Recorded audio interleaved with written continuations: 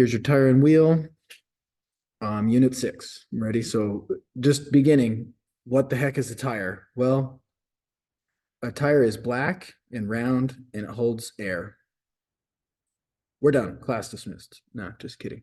So obviously it supports the vehicle's weight. It's going to absorb minor road shocks. It's going to transmit braking, acceleration, and cornering forces. And one quote that I would like you guys to really keep in mind is your tire is the only point of contact between your vehicle and the road. So you can have big old massive Brembos, but if you don't have good traction, those big brakes don't matter. You could have 2,000 horsepower, but if you can't hook that horsepower up to the ground, you're not really going anywhere. So tires are a big deal. It's a big deal for braking. It's a big deal for accelerating. It's also a big deal for cornering. So if you put all sorts of amazing suspension on your car, but you're not getting good traction from your tires, you've really wasted all of your money. So suspension, you're going to see as it comes in, a big part of what suspension does is it actually tries to keep the tire in contact with the road. So we're starting with the tire itself, right? And then like, here's the introduction. This is just your basic tire. It uses this word. Anybody know how to say that? Pneumatic. I don't really know why the P's there. Just pretend the P is not there. Okay, but it is. So pneumatic just means it's a tire filled with air. They also do have solid rubber tires, but you wouldn't find that on a car. You may find a solid rubber tire on like a hand cart or a dolly or even some construction equipment like a skid steer. If it's a Bobcat brand skid steer, solid rubber tires can be considered an upgrade because they're on construction sites, and construction sites have nails and screws.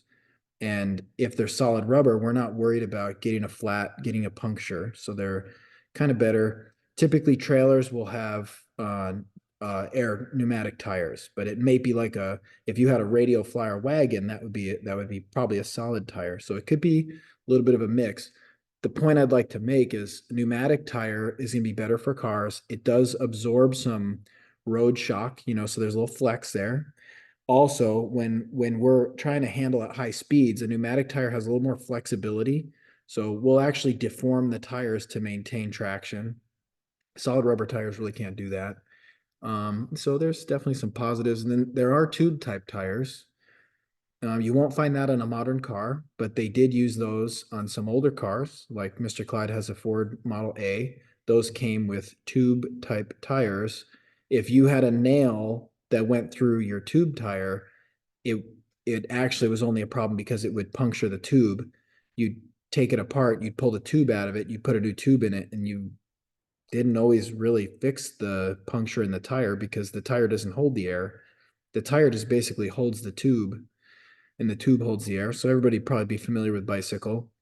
If you haven't repaired your own bicycle tubes, I don't really understand you. And I'm not sure that we can get along. You have to do some sort of uh, repair for me to have anything to relate to you about.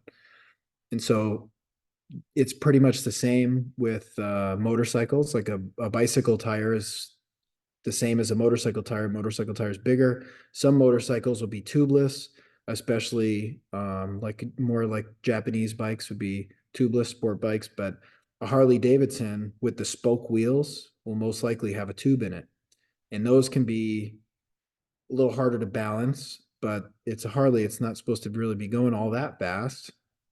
And compared to like a dirt bike, they're not really supposed to be going that fast either. So tube tires are fine, but not if you're going to be going at a high rate of speed because again, they're hard to balance. And if you have a tire that's out of balance, it's not real comfortable. You're going to get that vibration, some shimmy, some shaking. So, but they're out there. And then the air pressure is what gives the tire its shape. So really the air pressure is critical. And then the tire has a lot of reinforcing strands. So we'll continue. Here you can see the tread. I mean, the tread is what we look at. Tread, you notice, does not have an H. If anyone calls it thread, it's not going to be good. So especially if you're looking to buy a tire and they tell you it has good thread, you already know, like they don't know, they can't even say the word right. I'm not buying a tire from them. Just not going to do it. So tread is what we look at. And then, of course, most people would know the sidewall, but underneath, there's a lot of important stuff too. So just because a tire has good tread, it doesn't mean it doesn't have issues with the tire. So, for example, we look at these belts. These belts are under the tread, kind of part of the carcass of the tire. The carcass, like the overall shell, like the casing. If we have a problem in one of those belts, that tire can be out of round. That tire could have a lot of road force variation. That tire could actually have a shifted belt, and those tires are they're just crazy to drive with. The car will be all over the place. It'll be lumping, it'll be bumping, it'll be making noise. But it had good tread, remember? So, there's more, there's a lot more to the tire than just the tread. Those belts give it their strength. They are steel belts. So there's actual metal belts in there. Now, if you've seen a car that, let's say, has maybe some negative camber, where in the inside edge of those tires, and all of a sudden you look and you see metal cord showing through, that metal cord is actually part of the belt. The belt is actually coming apart. So that's like, that tire's not bad. That tire was bad 1,000 miles ago. That tire's like way past bad. Makes sense. So we got to be really careful on our inspections. And also, be hesitant to reach your hand up there and start spinning that tire, because there may be cord, especially when a car comes in all cambered in, all hella flush looking. I'm going to think twice before I reach in to try to feel what those tires are like, because there may be metal hanging out of them. And then the bead actually has steel wire. It's like cables, and and those are there for a couple things. That's going to help the tire hold its shape. But the main part is we're going to actually pop those into a low spot on the wheel, and so that way, if you do have a tire that gets slightly deflated, the bead won't unseat. So as long as your bead stays set, it's fairly safe. It gets a little scary if your tire gets so low and you go around a turn, it actually unseats the bead. That tire will be deflated right now. It'll be from 12 psi to 0 in an instant, and that's when it can get a little scary and potentially roll over. So the bead is there. Now, when we're working on the tire machine, if you're not doing it right, you'll hear this bead kind of cracking and popping, and to be honest, on the old tires, we could actually damage the bead on the old tire machines. You could probably damage the bead wires. On the new tire machines, we're using that plastic duck head, the little red bill. Sometimes they're black. You're going to break that before you damage the bead. So it's a good thing, but it's a bad thing. If you're breaking duck heads, you're doing it wrong, and it's got a lot of times to do with how we do the bead. So I'll show you that in person and in a video too. Now, when we talk about tires, everything you're going to see currently is going to be a radial. Radial is superior in a whole bunch of different ways. A radial is just what we do. So if you buy new tires for your car, you can assume the radials. Now, if you go to buy tires for a trailer, they may or may not be radials, but cars are all radial. So what that means, radial ply design, is you can see they actually have plies going in the radial direction. So you got strips of, and they can be, some people would say thread, because sometimes there is little yarn looking thread in there, but that's not tread. So you'd have plies going back and forth, and the plies going in different direction or what it would give it its strength. But specifically, the radial is in the radius direction, and that is going to reduce tread squirm, which is kind of where the tire shifts around. So if you ever get to a very high performance level, you can actually observe squirm. Like on my motorcycle, I can feel squirm. If I'm really hammering through the canyons and I get my tires really hot, I'll be going around a turn. It just feels a little like, what can I say? Squirmy. And that's how I know I'm to the limit of what the tire is going to be able to do, which, let's not talk anymore about how that comes to be. That's not at 55. That's like not even close. You have to go really, really fast to even remotely come to the limit of the tires. But tread squirm is one of the things you'd hit.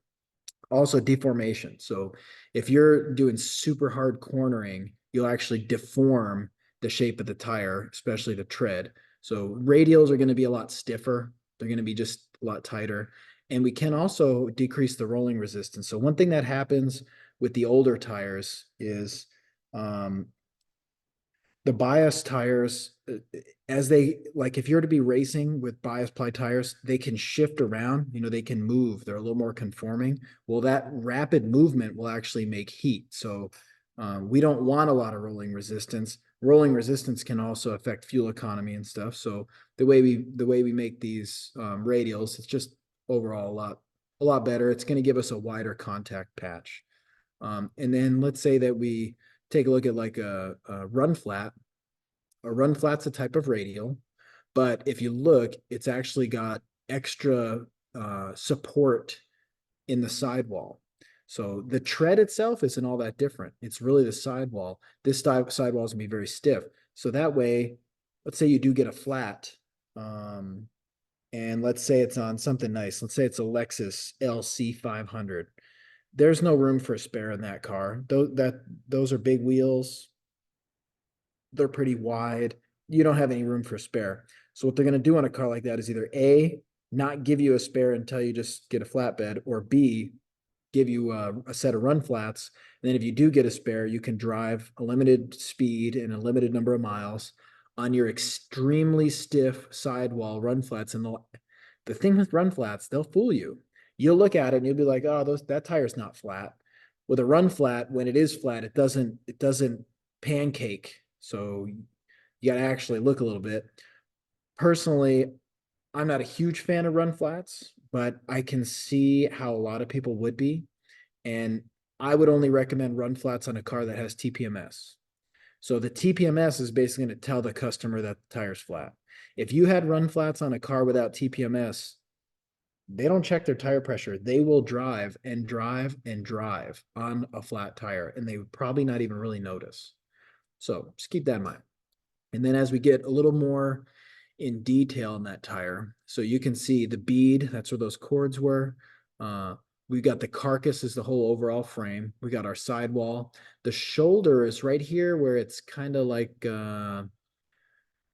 that's where it's somewhere in between the sidewall and the tread, right? The shoulder is literally like the shape of a shoulder. It's right here, right? And so if if if someone says like, oh, there's a nail in the shoulder, that's a no. And we'll get into what's repairable and what's not, but that's all considered the shoulder. Capley's and so there's some other parts that'll be in here that are more for structural support. And that's especially going to be important because we want everything over here to stay pretty flat. We do need the sidewall to flex. The sidewall has to flex. So if you notice, like this belt, the belt doesn't extend into the sidewall. The belt's not supposed to extend in the sidewall. We need our sidewall to be compliant, especially when we hit little bumps and we go around turns, but also later we'll jump into like oversteer and understeer. We need that sidewall to allow a little bit of movement so we don't run the belt down there. And that's one of the reasons why if you get sidewall damage, it's just there's not enough structure there to be able to repair. Now you'll notice, look at where the belt starts. The belt starts quite a ways in. The belt doesn't extend into the shoulder. The shoulder is flexible. And if you were to do a patch and the shoulder flexes so much, A, it's not really strong because there's no belt there. And B, it's moving all over the place. And so it has a tendency to potentially work the patch free and fail. And so that's part of the reason that that's a no repair area. Again, we'll cover some more. Then you got the treads and the grooves, and the main purpose of the groove, remember, is to displace water and say and that's why we look at if you have like you guys saw, I mean, we just got socked with rain. If you have a car that has 6, 7, 8, 30 seconds, let's even call it 8 30 seconds tire, they're great in the rain.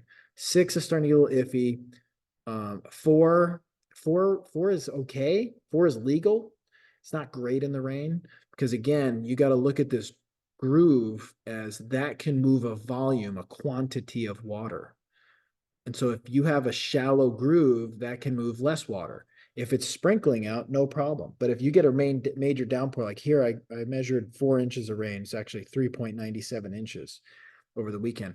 There was standing water on the roads when it was raining hard. Only a deep tread groove is going to displace that water. Makes sense. So that's why we get we got to be really careful, especially in rainy season around here, about cars that have, let's say, 3 or 4 30 seconds. I may recommend those, even though you're allowed legally to go down to 2. 3 30 seconds is not great in that heavy rain. 4 isn't either. Right. And then, of course, we have the inner liner. And so this inner liner, a lot of times, is made of some sort of silicone. And that is actually really what holds the air. So that liner in there is pretty important. Okay. And then there's a lot of different parts. So, like beads, bands, they can be bronze coated high tensile steel wire. A lot of times they're going to be very strong. It's not just like basic stuff. And then tires can be inflated through the valve. You guys know about the valve stem. You could call it the Schrader valve, but I'm gonna tell you, Schrader valve is a brand. Schrader is a brand, not the name of the part. So valve stem or valve stem core. They can be bias ply and radial ply. So the radials are what we talk about on our cars. Bias ply is going to have, like it says here, body ply cords that extend and overlap diagonally. So we're going to have plies, which is going to be like stringy strips of rubber, and they're going to overlap and overlap and overlap. And that was fine for years, for many years, but that's not really what we're doing anymore on cars. And then as you see, radial construction is laid across the tread. So that's the radial direction. From bead to bead, you may say. And then again, radial tires are extremely durable. They maintain good traction with the road. They don't really flex. So one thing that I've seen come up a lot is, camber. Does a tire have camber wear? Is it toe wear? And it may very well have camber wear, but like in the old days, we used to look for zero camber straight up and down. On the newer stuff, there's cars. My Tesla, for example, comes with 1.5 degrees of negative camber, bone stock from the factory. When I did the alignment, I set it to spec. And the reason that they can get away with that is the radial tire is so stiff, it stays fairly flat. Whereas a bias ply, if you have a little bit of camber, the bias ply tire is going to conform to that, and it's going to wear a lot faster on the inside. So just picture the radial tire tends to like to stay nice and flat. And that's going to be a lot better for maintaining, like a surface area, maintaining a good surface area on the road, a contact patch, you may say. And so this is, again, just showing some more detail here. So for example, they'll call these sipes. These are small, and a lot of times that's pulling a smaller volume of water out. So when you have a new tire, it's got all these little sipes and all these little details, and that's going to help tremendously with rain. Whereas as it gets worn, you're still left with these major grooves, but a lot of the sipes will be probably worn out of it by then. And then back up, this is actually a bias ply tire. You can't tell a bias ply tire from a radial unless you cut it open. The way you would identify it, this one might say something like a 245, 65, 15. And then this one a lot of times would say 245, 65 R16, right? So the R is radial. R is not rim. A lot of people would think that's rim size 16. It's not. That's specifying radial. But bias plies have been gone for so long that there are tires that don't necessarily specify P or specify R. Like, for example, if you have a Sprinter van, you can buy some tires that don't have an R in it, and you're thinking, are they bias ply? But they're not. They're radial. They've been radial for so long they started dropping the R on some of them. Right? If it's a bias ply tire, that's going to be actually marked somewhere now. Whereas back in the day, the radials were marked because the radial was the new thing, and now it's like, you know what, the bias plies are gone. So again, as you look at some of these differences, you can tell this has a lot of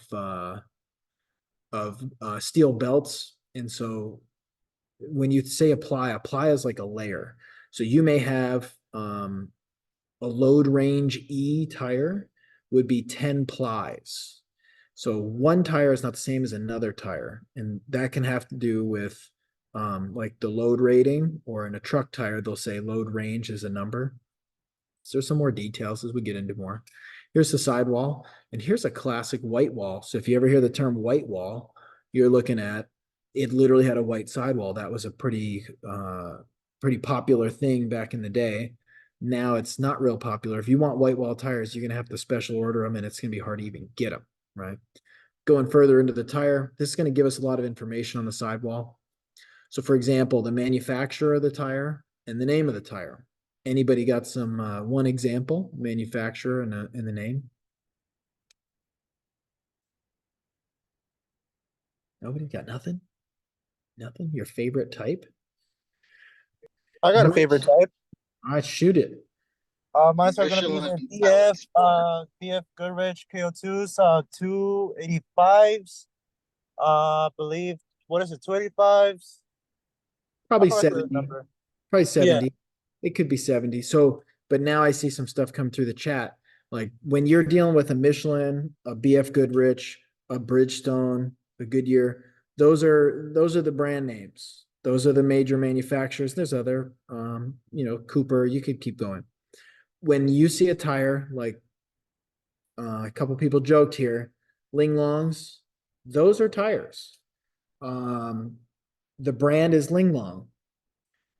You can imagine probably where they're made. Are they good? I don't know. And to be honest, I'm going to try to stick with the more brand name tires because of everything I'm going to try to save money on. Probably tires isn't going to be it. Now you'll see me on my motorcycle. My tires will be shot this summer. I'll be running on like nearly bald tires, but they're Michelin's, and I keep tires at the shop, at the school, and I keep tires at home. So like I can push it a little further than a normal person, but generally speaking, a good brand name tire is going to give you a pretty good result. Now that's not to say I see some people talking about Toyos and stuff, Falcon. Some of those may be fine. Like Toyo's pretty legit brand. They're more into high performance stuff. Um, you just have to weigh out. If you see tires and they are called Arroyo, I've seen some Arroyos. It's like, I don't know.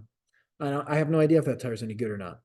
Part of the reason I wouldn't cheap out is tires can wreak havoc. If you have a car and it has a vibration, it doesn't mean it's necessarily a tire balance. If you have a tire that has, stiff spots in the sidewall, you have belt issues, you may find those tires take a ton of weight to balance, it's a little hit and miss. And then, yes, the name of the tire, that's like the model. So if you're talking about a BF Goodrich comp whatever two, that's like a sports tire. It's a I wouldn't, maybe a sports car tire. We'll just say sporty car tire. And a all-terrain KO2 is that's going on a truck. You don't put KO2 tires on your GR Corolla. They don't make them in the size anyway, but see, so that's telling you what type of tire it is. That's like the model per se, right? And then additionally, if you look, we got some other things like let's start with all season designation. So if it's an all season, if this, for example, mud snow with the winter peak rating, this is a tire that's mud and snow, and it's also certified for like real winter. So the winter certification is going to tell you, hey, if you're going to be taking this thing to Mammoth, you're probably going to want to get something that has the snowflake symbol on there. If you're going to be daily driving it and going to the mall, period, I don't know that you really need the mud and snow. You might more need just the tire. Like, so what do you think an all seasons for? Sadly, it's for all the seasons. It's not really good at any season, but it can do them all. So that's your generic tire. If the customer comes in with a regular car, you're going for all seasons.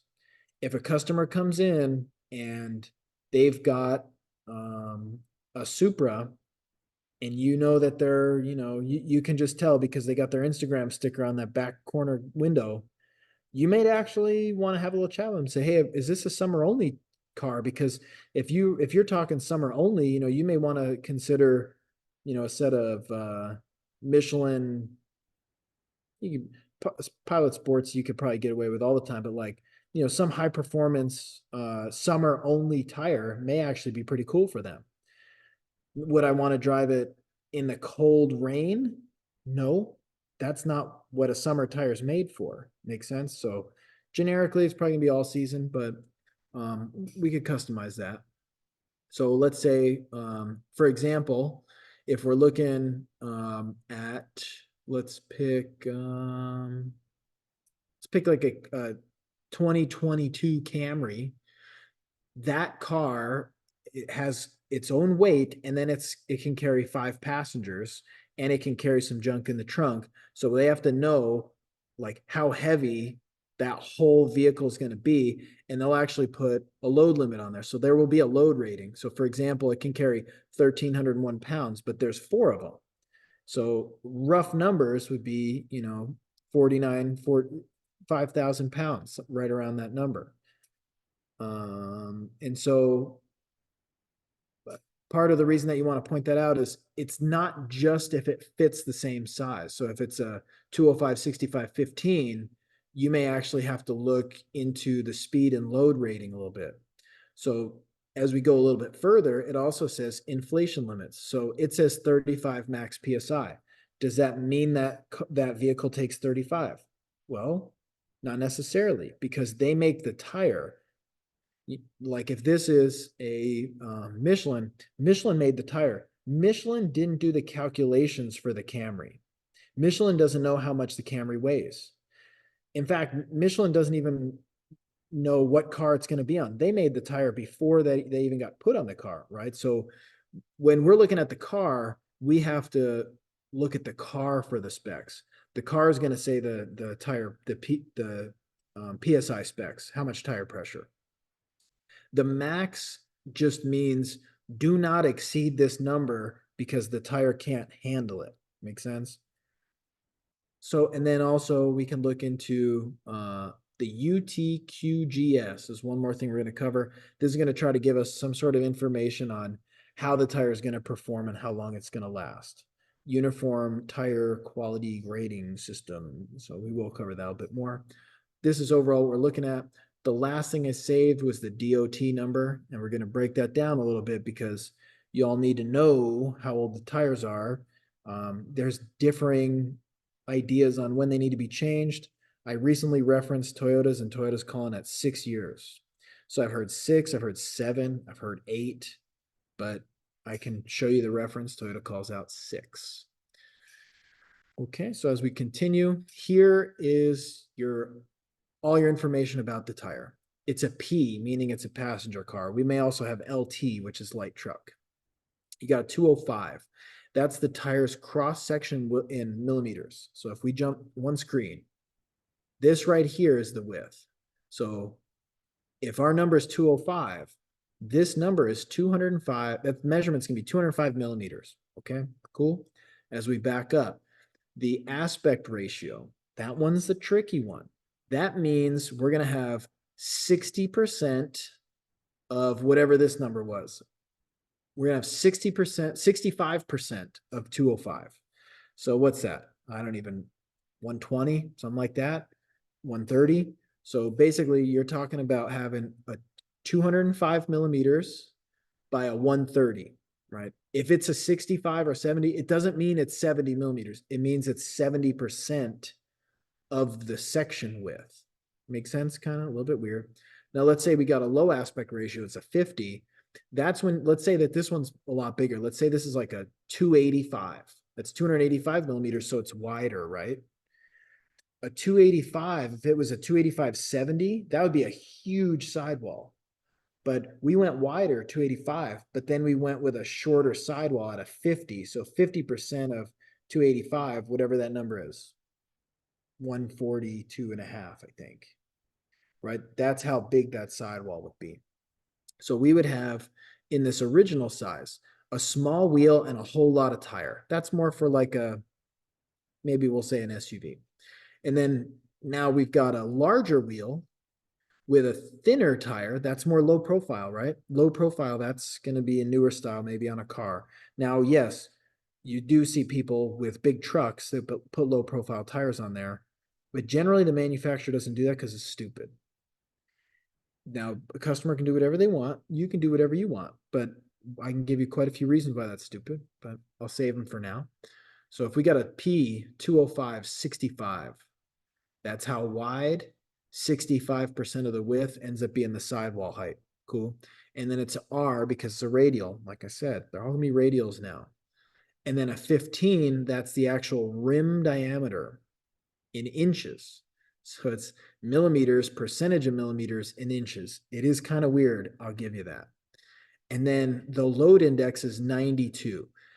I don't actually know how many pounds 92 is, but I know if it's my car and I look on the tire placard, which we're going to show, and it calls for a load index of 92, I got to get at least a 92. I could go higher if I want, but I can't go under that because then my tires may not be able to handle the amount of weight that the vehicle can handle, right? And then you got your H, which is your speed rating.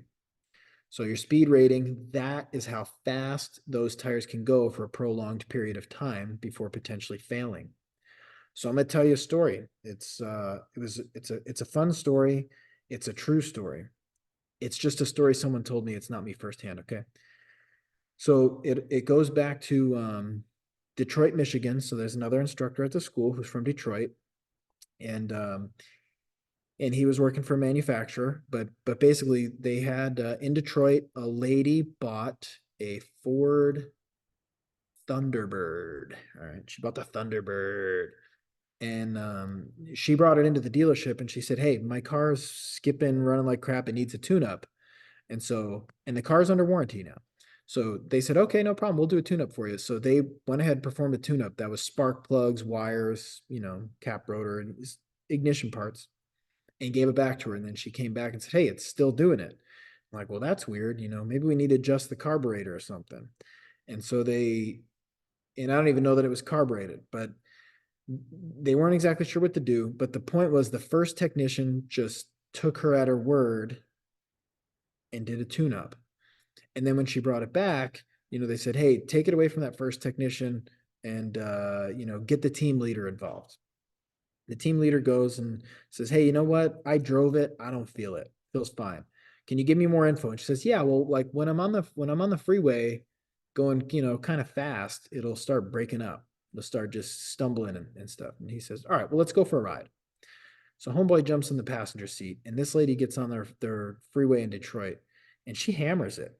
And once she gets to about like 110, the car starts stumbling and falling on its face. And he's like, lady, you can't go 110. That's the problem. You can't do 110 in this car. And she says, well, I want to. What's wrong? It's a brand new car. And to be honest, the team leader kind of he was freaked out. He was terrified. So he's sort of like, I don't, it's just normal. It's just normal. So of course she says, no, you're not going to tell me it's just normal. Now she may drive crazy, but that doesn't make her stupid. So, they kind of fight about it a little bit. And sure enough, they have to get the foreman involved. And by then, the lady's talking about lemon law buyback. So they get the manufacturer involved. And that's when the story got interesting. So they had these manufacturers, including one of the instructor employees, come down and they're looking at the tire and they know it's normal, but they're thinking like, how do we explain it to this lady? I want you to, in your mind, think, what's going on with this car? And why am I talking about this entire class? And the answer was that car, she didn't get the top of the line Thunderbird. She got like the more basic Thunderbird. That car came with a speed rated tire that was good for about 110. So Ford programmed the vehicle when it hits 110, engage a governor, like a speed limiter.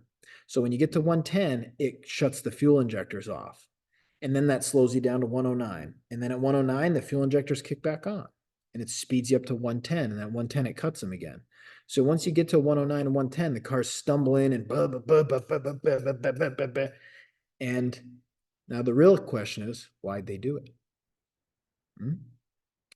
The tires, they didn't put the highest level tires on the car. It's cheaper to buy lower speed rated tires.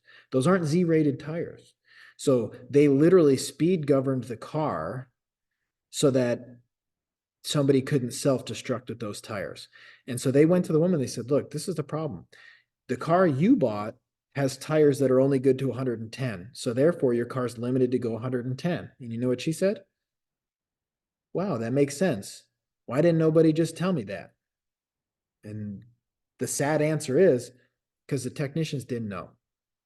That's the whole reason I tell the story, is because I want you to understand the speed rating is important. And if you have a car that has lower speed rated tires, they may limit the speed of the car to match the tires. Or if you have a car that's not speed rated, and this is the more applicable one, if you have a car that can go 168 miles an hour, you need to be very careful what tires you sell to that customer. Make sense? You can't be selling them tires that are good for 110 if that car can travel 168 miles an hour. Make sense? If it goes 168, you better put some Z-rated tires on there. So that's what's kind of fun. And we'll cover that a little bit. Some of the speed ratings, we'll go over every single speed rating in detail. But to be well-rounded, you have to kind of understand a little bit more than remember the tires are black and round and they hold air. So we talked a little bit about that. And now here are the load index. See, I couldn't remember what 91 or 92 was, but like a 91 is 1356 pounds. A 92 is a little more. If you had a 99, that's 1709 pounds, so the load index all has to do with how many pounds it can carry. And then the speed rating of an H, for example, would be 130. So she actually probably, my numbers might have been slightly off. She probably had an S, which means those tires are good for 112. So they may speed govern at 112 or maybe a little under. If you want to go with, you could potentially go with a ZR, and then you're talking potentially above 186. So that's as high as they rate them. That's it. There is no more. Cool. So you can see some of those speed ratings, and then the UTQGS. Remember this: Uniform Tire Quality Grading System. I'm going to tell you what it is, and then I'm going to tell you what I think. Okay. So the facts are: tread wear, the standard is 200. If you have a tire that's rated at 100, that's not going to last that long. It's going to be a shorter lived tire. If you have one that's 200, that's going to be exactly the standard. That'd be like a good grade. If you have a tread wear of 400, that means that tire will last twice as long, at least in the controlled experiment. If you have, and that's what this is saying, right? So if they're sorry, I misspoke. The base value is 100. So if you have a 200 tread wear, it's going to last twice as long. 100 would be the base number. And then if you had like a 600, that would mean that tire is going to last a really long time. But it's probably going to come with a cost. A tire that's going to last a really long time is going to be pretty hard. It's going to be like probably not getting a whole lot of grip and traction. So you're probably going to have a high tread wear, but a lower traction rating. Whereas if you're looking high performance, you can get a really good traction rating, but I bet you the tread wear is not going to be that good. So the intention here, and then of course they add temperature in as well, right? So the intention here was to basically give the tires a quality grade and have it be uniform across all the manufacturers so that people could get the best deal. They could get the best tire that's going to work the best for them. And it was probably a really good, plan, but the truth is this is not how I would look at it. What I would actually do is I would go on tirerack.com, and I would look up the particular tire I wanted, and I'd look at the customer reviews, and I'd look at the, what they're saying about the traction and how long did it last? How long did it last on the exact car that I'm shopping for? But at least you know what the UTQGS is. Cool. And now we get a little bit more, talks about the tread. You guys can see this looks like it's pretty good tread. We'd have to measure it to be sure. Sometimes the tread has little serrations.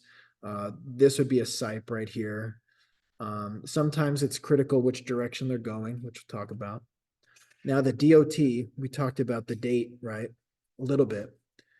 DOT stands for Department of Transportation. And then every tire has to have all this information. The tire manufacturer and plant, that's where it was made. The tire size, the manufacturer's code, and this is how they keep track of some of their things. We don't a lot of times really look into this stuff. Where we focus is the production date. So 37 of 01. Quite a few of you are going to know, but maybe not all of you. That would mean the tire was produced from that plant the 37th week of 2001. They don't come with an exact date. They don't change their mold every day. They change it once a week. So 37th week of 01. That's outrageously old. They should have made this like at least a 21 or something. But same is true. If it was 3721, that would tell you 37th week of 2021. Now, I saw some in the chat. How come the dealer or the seller of the tire would have you write down the DOT, this whole entire DOT code, and put it attached to the RO? What do you guys think?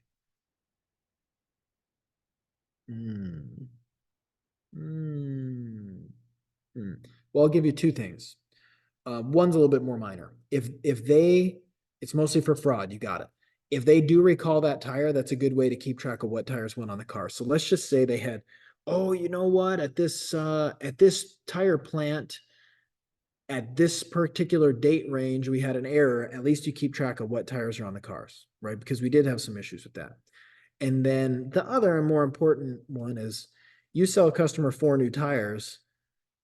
They bring it home and they swap out to some half-worn tires, and they come back 6 months later and they say, hey, these tires only last 8,000 miles. I want to do a warranty claim for tire wear. You're going to look up the DOT codes and you're going to say, well, these aren't the tires we sold you. So that's the main thing, especially if you sell them like a road hazard, protection, these types of things. So it's not to say it's exactly like a VIN number, though. Every tire that they made in that size in that week will have the same number, by the way, just for the record. Cool. And then the tire contact area, that is where the tire actually touches the road. That's what bears the weight of the vehicle. It's the footprint of the tire per se. The tire sidewalls and treads normally flex within the contact patch, and we call that deflection. That's just a little bit of movement, right? And then tires are underinflated will deflect more than tires that are properly inflated. So that's more saying, hey, if you have your tires that are low, those tires are they're gonna feel a little squirmy because they're gonna deflect more because they're softer, basically is what you think.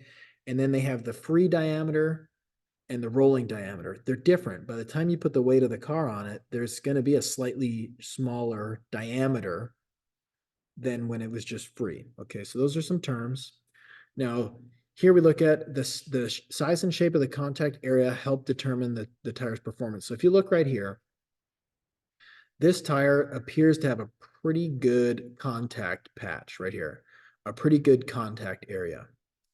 If you, let's say, lower the tire pressure, you could actually get a wider contact patch. If you think about that, the wheel is going to mush down a little bit more and the sidewall is going to kind of roll over here. So if you look, we called out those BFG KO2s. If you look at those KO2s, they have a little bit of almost a little bit of tread on the shoulder. So if you air down, that actually makes the tire a little bit wider. So let's say that you were going out on the beach and you were going to drive in the sand.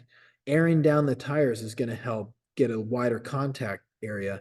That's going to give you more contact with the sand. That's especially good in sand because you tend to sink, but that could be better for traction, actually, believe it or not. But not good at high speeds because you're going to have more deflection in the sidewall, and so it's going to feel squirmy. Additionally, if you look at this contact patch, this is assuming we have a good alignment. So those cars that you see all cambered out, stupid. I told you it was stupid. You took this contact patch and you made it just this little corner right here. So yeah, you might be flexing. You might even be trying to attract a mate. With or without success, I can't say.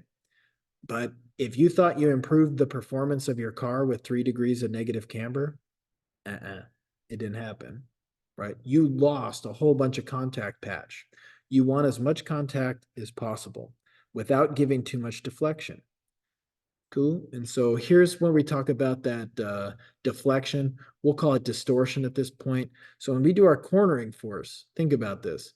It tends to pull the vehicle in the direction to which the tires are being steered. Then we get into the slip angle, which increases with cornering forces. Slip angles depend on the weight distribution of the vehicle, the wheelbase, the tire track, and the overall length. And during cornering, centrifugal force puts more weight on the outside wheels. Let's look at what that actually looks like here. You're stuffing this car hard into a left. The wheel is pointed where the black arrow is going. The car is actually going where the blue angle's pointed. There is going to be some level of deflection on those tires. So that's what's kind of crazy. Your tire can stay stuck to the ground and your wheel will actually turn and the tire could actually stay kind of planted. Your wheel could be going more left and the tire is kind of stuck going a little bit more straight, right? So like in this case, that'd be understeering. So let's just say you were to put in some low profile tires. Do you think there's going to be more or less flex? What do you guys think?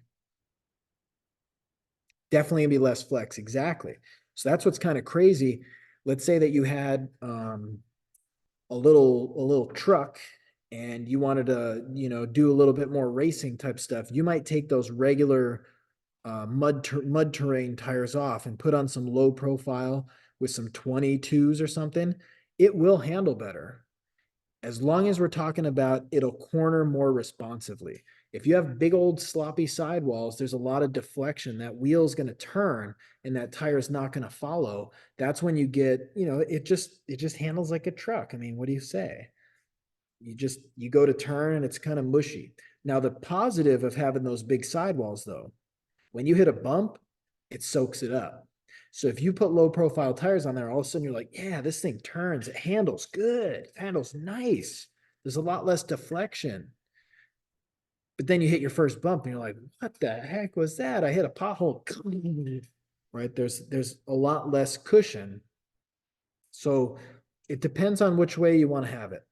If it's a performance car, it's probably going to have a lot of wheel and a little bit of tire, little at least sidewall. It should have wide tires, yes, but if it's some sort of luxury vehicle, you're probably going to have a lot more sidewall, so it's going to be a lot more cushy, right? The way you want to look at it. And then this is what I had skipped. So acceleration has a factor, deceleration has a factor, and then understeer and oversteer are what we're looking at here. So your tire deflection can actually have an effect on all of this.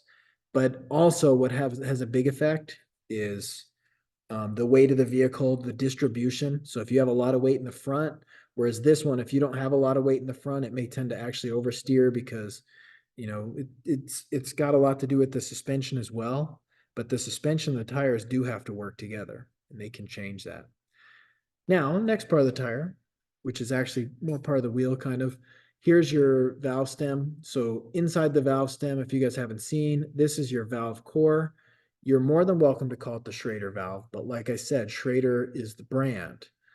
And this one is metal, so that's pretty much going to tell you that's a TPMS sensor, but not all TPMS sensors look like that. Some of them look like regular valve stems, but they are TPMS sensors. Here's an example of just a basic rubber valve stem with the valve core, as they call Schrader valve, which is the brand.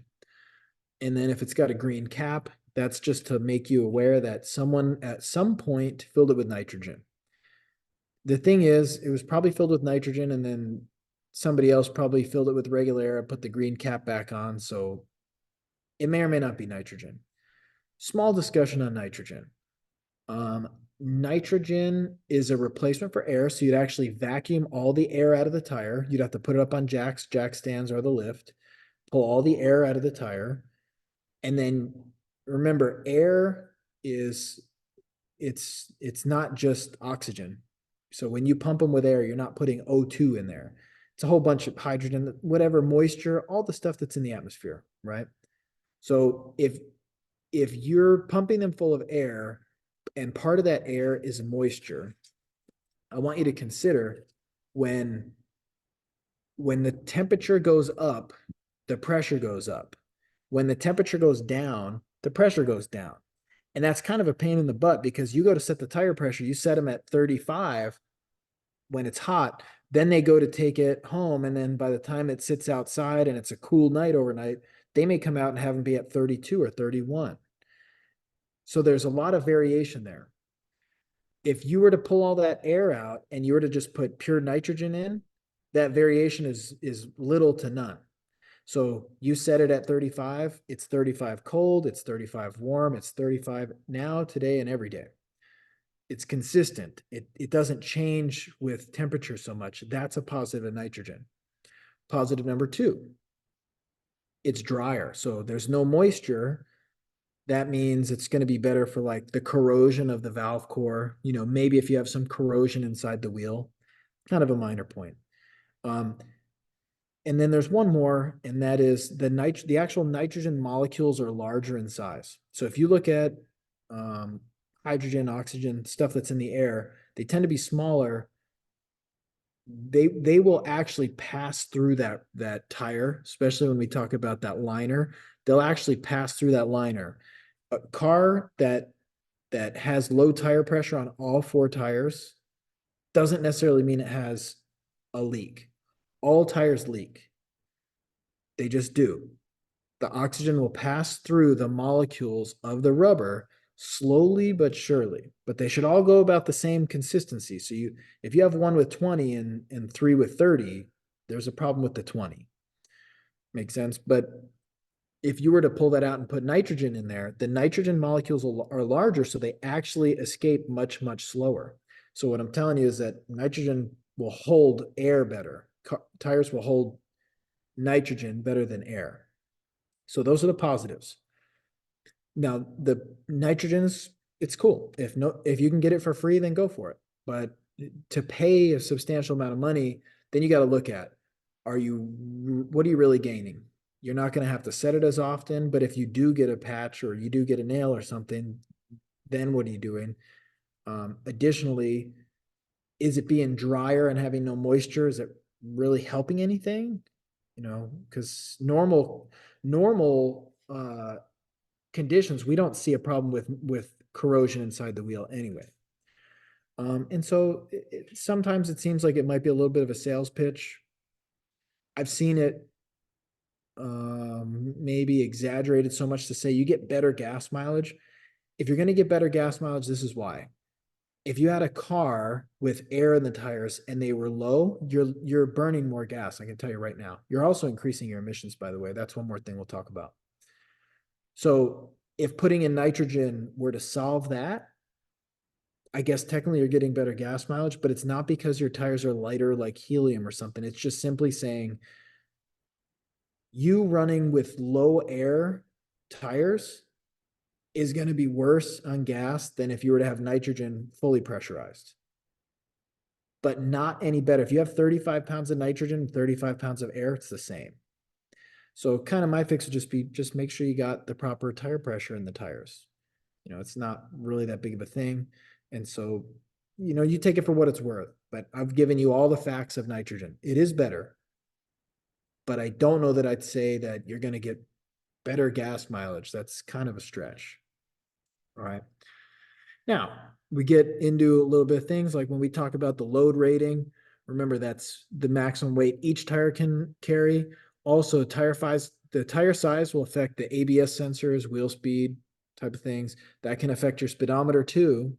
Most of the time, speedometers are not run off of GPS. They're run off of speed, whether through the transmission or transaxle or sometimes through the wheel speed sensor. So consider, everybody likes to switch tire sizes and myself included, but it does have an effect on some other things. So for customers coming to the dealership, we're probably not going to offer them different size tires because we may cause some issues.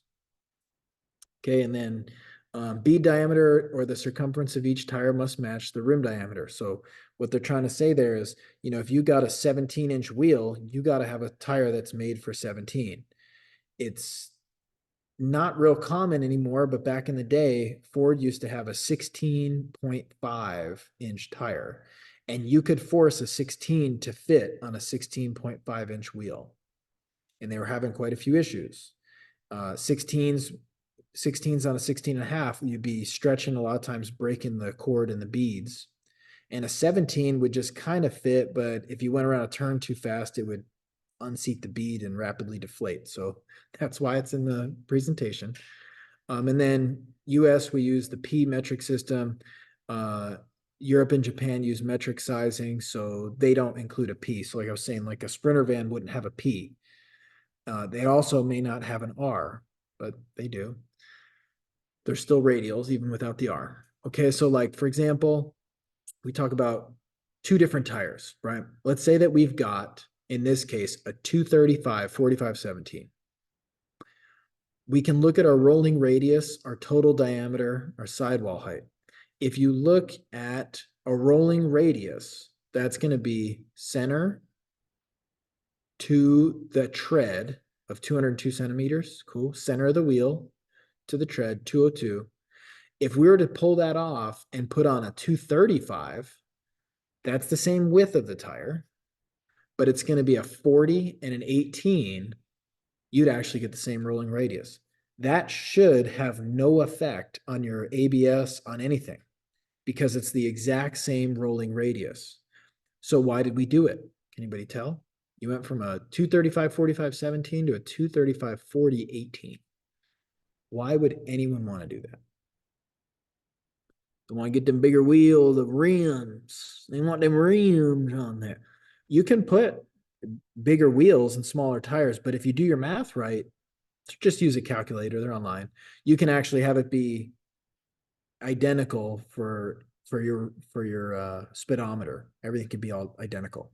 Now, this tire may handle a little more sharply, maybe a little more responsive, because there's going to be less deflection and a smaller sidewall.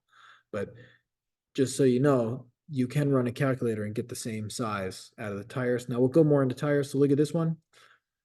This tread is kind of interesting. This is a directional tread. You can see it kind of looks like an arrow. It's all pointing down. If you were to mount this tire backwards, it wouldn't shed the water as quickly. Customer would have great performance the right direction and not great performance the other direction. If you have a car and you sell 4 directional tires, 2 of them are going to go on one way and 2 of them are going to go on the other way. The 2 on the driver's side should be installed counterclockwise, facing the wheel. Forward on the driver's side is counterclockwise. On the passenger side, they should be clockwise, right? So if you ever get it, just keep in your mind, 2 are going one way, 2 are going one way, and 2 are going the other way, and you just can picture it.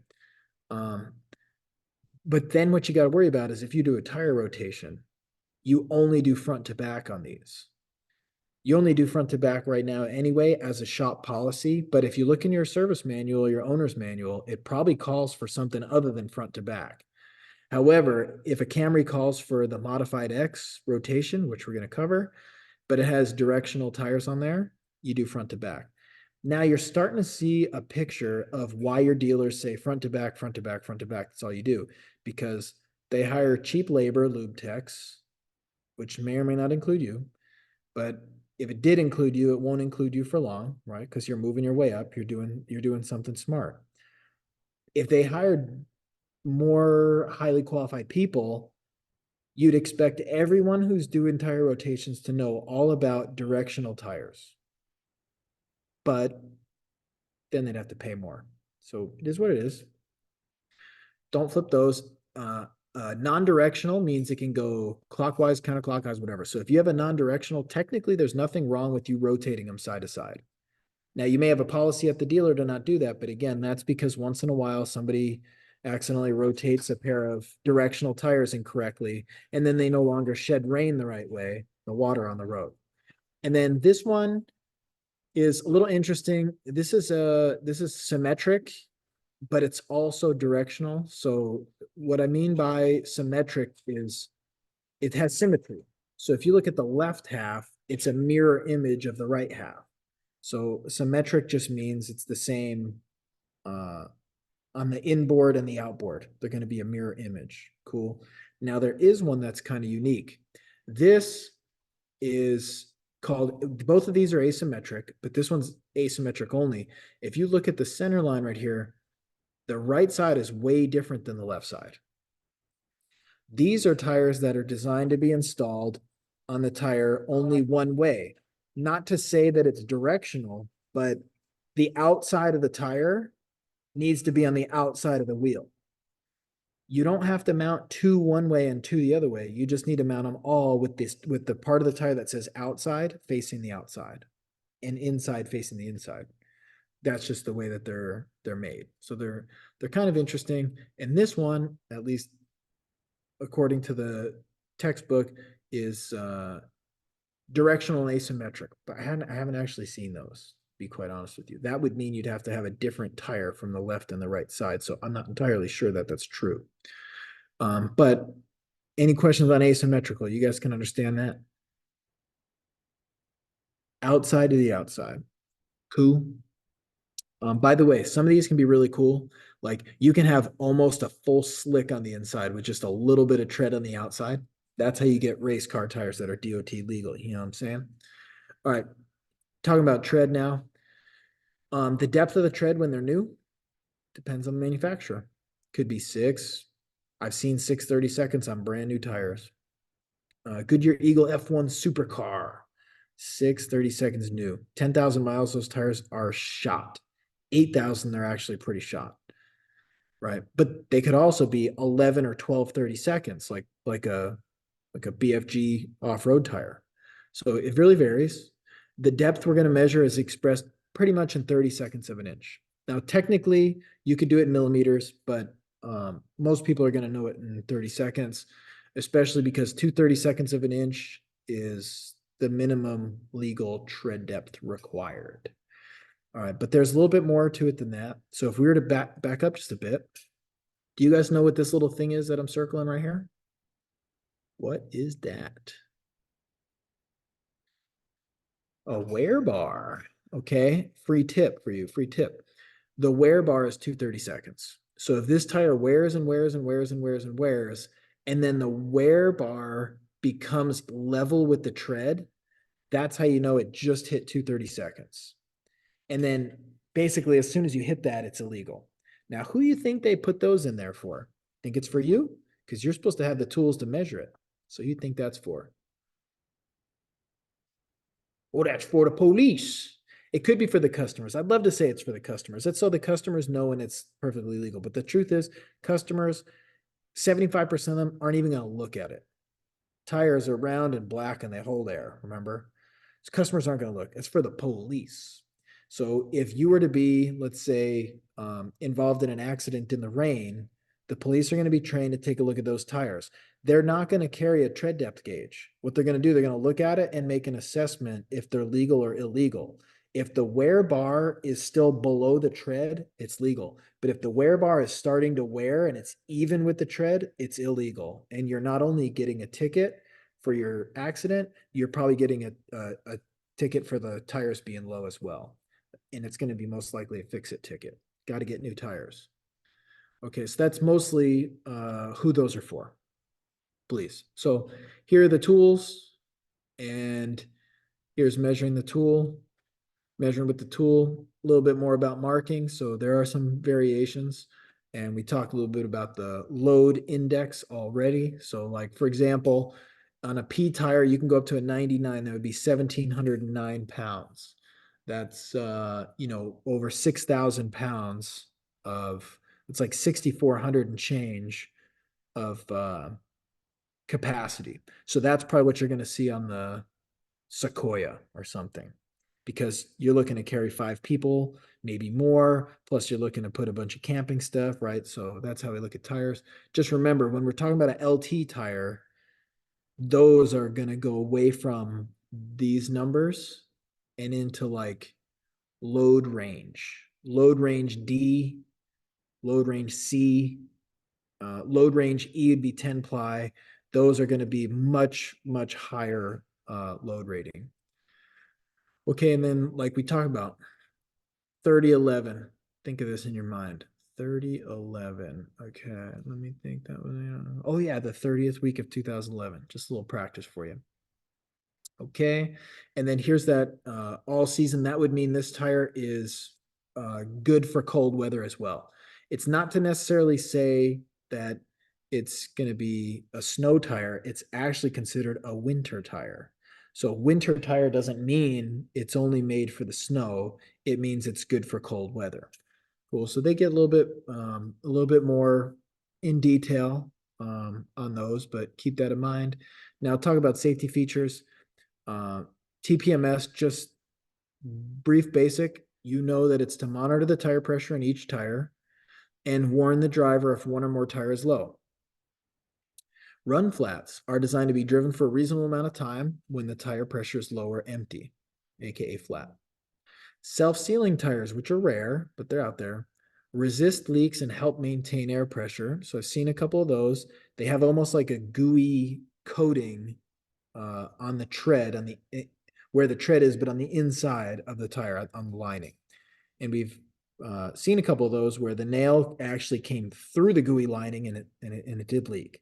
But it's kind of interesting. If you were to pull the nail out, the gooey lining will sort of self-seal it.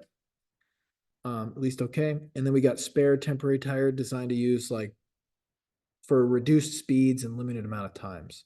Now, yes, with self-sealing tires, that's similar to fix a flat. And I did see in the chat, and I wanted to mention, if you get a new car and it doesn't come with a spare, it most likely comes with a can of fix a flat or maybe some liquid sealant and even a little compressor that can plug into like the power outlet, the cigarette lighter. That is for emergency purposes. So if you have a flat and you're able to fill it with fix a flat and pump it up, it's not fixed. It's just able to get you where you need to go. Makes sense. And then when you take it apart, we need to clean all the fix a flat out because the fix a flat is notorious for causing a vibration because the weight is shifting around. There's no way to balance a tire if there's liquid tire sealant sloshing all over the place. P.S. That's an ASE concept. Okay. And then just a little on the TPMS, it talks about monitoring the tire pressure, increases safety, decreases fuel consumption, and improves vehicle performance. Hold on. Stop right there. Now, I told you the facts, but I want to also share my opinion with you. TPMS is mandated by the government, federal government. So every car after a certain date, like we're going to cover in a little bit, needs to have TPMS. I want you to just start thinking about why, okay? Because according to them, it's for safety and fuel consumption and to increase performance, okay? But don't answer me now, a little bit later. And then yes, going to monitor, alert the driver, and then there's going to be a designated threshold. So that's an important part. The threshold means if it's above this number, it passes, and if it's below this number, it fails. So you'll sometimes get customers that'll say, well, I have the TPMS light on in the morning, but it's off in the afternoon. Well, that would be a dead giveaway. That's an ASE concept, by the way, as well, that the tire pressure's low, but by the time it warms up in the afternoon or after driving, it gets warm enough to increase its own pressure just past the threshold. So the threshold for you to pass this class is a 70. Technically, it's a 69.5, which would round up to a 70. So we'll call it a 70 for easy explanation. If you're at a 67, you're failing. If you're at a 70.2, you're passing. That's the threshold. If the threshold on a tire is 30, that would mean if it's at 30, the light's off. And if it's 29.9, the light is on, right? That's what they mean by threshold. They're programmed with that. There's actually a way to adjust those, but we're not supposed to do that because remember, TPMS is mandated by the federal government. And I don't want to tell you too much. So let me give you a clue. So I'm going to ask you about why you think they're involved in TPMS later. Okay. And then the run flats, like we talked about, that's going to allow you to get where you need to get. So we kind of looked at these, and they do sometimes have special tires with extended hump, so that if the bead starts to slide in, it'll hit that hump, and that hump is going to stop the bead from going any further. Because if the bead makes it past that hump, that's the bead is pop. Basically, the bead comes off. That's not safe to drive on. So there are times where the run flats are on normal shaped tires. There are times where the run flats are on special shaped wheels. They can vary. And then like run flat technology, if it's a wheel that's designed, a rim or a wheel that's designed with a run flat, they may be called a EH2. EH2 is just extended hump. That's not an ASE concept. That's something for you to know. And then one of my non-favorite would be PAX. PAX was, I believe, Honda made those. Those were a drastically different type of run flat. They didn't have stiff sidewalls. They actually had a block inside that went the full circumference of the wheel. And if it went flat, this part of the tire would actually hit the block, the run flat support. And you just basically drive with rubber touching the inner block. And so that was just different. And they had some problems with those. And this was on like Honda vans, like an Odyssey back in the day. And they were very, very, very difficult to change those tires with that support in the middle. So that's why this is saying tires must be serviced by specially trained personnel with special equipment. So there was a special tire machine and training for them to be able to do that. As you can see, it was in 2007. They stopped it. They said, forget packs. We're not making anymore, but they still make tires and parts for the ones that did have it back in the day. But if there was an issue, a lot of times you do the tire and the wheel. It's kind of crazy. You probably, that's not an ASE, but it's just something you might be familiar with. A Honda thing. All right. And then here's the self-sealing tires. So there would be a little bit of extra goop on there, like I was saying. And then check this out. When we talk about self-sealing, this is just going to give you a little preview. TPMS is going to be used to detect any low pressure condition, and it's going to be on all 2008 and newer vehicles. So that's a little preview of what we got coming on TPMS, which is at the end. And then a space saver. What do you guys want to call this? A space saver. Manufacturer calls it space saver, but what do we call it? Come on now. Yeah, a donut or a spare. So if it's you got a spare tire, you got a donut, that's what it's going to look like. It's just thin. It's, for example, a lot of times only made to go 50 miles an hour and not really made to go further than 50. But I've seen people driving around on those for months. So just know that's what it's really for. It's mostly just to get you where you're supposed to go. Right. And then let's say we're talking about extreme weather. You could have winter tires, studded snow tires, tire change, and then tire chains, and then just generally siping. Like they'll design tires with special type of siping to be they're essentially snow tires or different types. So if if you are here in California and you don't live in the mountains, you don't really want snow tires. But if you want to be able to go to the mountains, you want to have snow tires just for that day or a couple days. We're probably not going to do snow tires. We're probably going to do tire chains. Tire chains are much bigger on the West Coast because you have such elevation changes. You got your tires, and then you put your snow chains on because you're just going to the snow and then you're leaving the snow.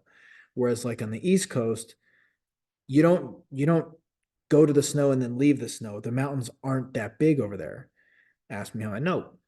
But what you do is you get seasons. So we got kind of get seasons here, but not really like the East Coast.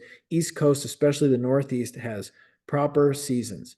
If you're in spring and summer, you're running your all seasons or your summer tires. When it gets to the end of fall, there's going to be snow. There's always snow. It's going to be icy. It's going to be a mess. You're not going to install tire chains and then drive for the next 4 months. So tire chains are not a big thing over there. They would actually go to snow tires. I want to explain that because in a little while, I'm going to show you a feature that Toyotas have that almost nobody over here really understands, because you put on chains and you take chains off. In the East Coast, you put on your summer tires and then you take those off and you put on your winter tires. And it's nice if you have two sets. You have a set of snow, a winter, and a set of summer on wheels, balanced, ready to go. All right, so here's, for example, so like winter tires, or these kind of even look like they could have been mud tires, but they're winter tires because you see these little holes right here? Any idea what these are for, the little holes? Those when you get studs, they'll actually insert studs into those. So studs would be a little metal spike sticking out. That's a big thing. And then here, these are sipes. So you notice how these have all these little lines and all this texture. Those are probably going to be some really good winter tires. These little dots are not actually studs. This one has a hole for studs. So it's kind of interesting. Then, as you guys know, when we measure tread depth, you're fairly familiar. It should be pretty normal. That's something we're going to do together. And then talking about proper tire inflation, everybody should already know when you go to set the tire pressure, you're referring to the tire placard. So for example, 30 PSI, 30 PSI, but the spare could be 60. Sometimes that spare has a TPMS sensor as well. But a lot of times it doesn't. If it does, it's not going to be on a donut spare tire. It's going to be like a full size spare with a regular wheel. The wheel might not be aluminum, but it's going to be a full size, same exact as the other four. That may have a TPMS, especially on, let's say, 4Runner, FJ Cruiser, the Tacomas too, but even though they're underneath, right? And then this will also give us some of our info. So like, for example, normal load or maximum load. Like in some cases, it may actually say, well, this only says the tire size. So 235, 60, 18. It tells us the capacity, but you know what? It doesn't tell us exactly about the speed rating or the load rating. So that may be something you have to look up in a different location sometimes. So like, for example, here's another one. This gives us some specs on how much weight we can put in the car. But not on the load rating exactly. So we may have to pull that off the old tires in this case, and that's okay. But again, you're setting the tire pressure not to what the sidewall says. That's the maximum before it pops. You're setting the pressure to what the placard says. That's from the manufacturer who knows what car it is and how many passengers it holds and how much weight how much it weighs. All right. And then if we're looking at tires, we have to be able to break down what's going on. So like, for example, underinflation, here's what underinflation looks like going down the road. The middle of the tire kind of bubbles in and it leaves all the wear on the outside and the inside. And that's how it looks. If you have wear on the outside and the inside edge, that's pretty notorious underinflation. Makes sense. And that would be pretty smooth wear. If you have overinflation, the whole thing looks like a balloon. That's going to actually wear the center of the tread out. This would be sign of overinflation. So if you see one of these, like this one especially, would tell you maybe the tire's got a leak. If all four of them are like that, you may have to tell the customer, hey, you gotta do a better job of checking your tire pressure. If you see one like this, you may need to have a chat with the customer and say, hey, are you just going to Costco and just pumping like air for 5 minutes and never actually checking the pressure? Because there's a shortcoming at most TPMS systems. They don't monitor for too high.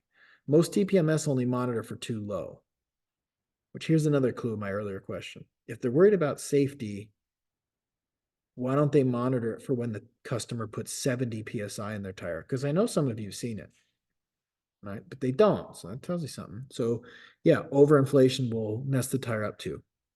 And that's how you'd know. Now, one of the last things we'll talk about with tires, and then we got to move to wheels, are wear patterns. So the wear pattern is going to tell you, if you can read it right, what's going on with the car. So like, for example, under and over inflation, we covered those. But if you've got shoulder wear, what do you guys see on this one? It's worn on one side, like especially on the shoulder. Anybody got any thoughts on that? Hmm. Yeah, shoulder wear is pretty similar to edge wear, but edge wear is a little bit more extreme. So when we say need alignment, I'd be thinking like if this is the inside edge, it's possible we got some camber issues. What they're trying to show here is the shoulder and the edge wear would be smooth. You'd run your hand over it and it would be pretty smooth. Then if we jumped into feathered wear, we actually get some choppiness from left to right. So if you look, if you ran your hand to the right, you'd catch an edge, catch an edge, catch an edge. But if you went to the left, it'd be more smooth. Now let's compare that to heel toe.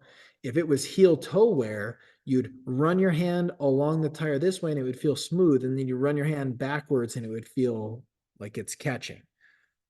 This is the one, both of them, but especially this one, I really like to cover in detail because a lot of times the heel toe wear won't be all over the tire. It'll focus mostly on one of the edges. So, like your edge wear and your heel toe wear can be kind of similar. Your edge wear would be smooth, and your heel toe wear would be kind of like this, except they would be smooth one way and rough the other way. So, I like to put a glove on and I'll run it over the tire. And if it's nice and smooth, and then I run it the other way and it's nice and smooth, I'm more thinking camber because the wheel's probably cambered. But if I run it this way and it's smooth, and then I run it this way and I feel the tire tread grabbing the glove, you can hear it. You can hear it like snapping the nitrile glove. That's heel toe wear. This is more like a toe situation. You probably got your tires towed in or out. If they're towed in, a lot of times it'll do it on the outside edges.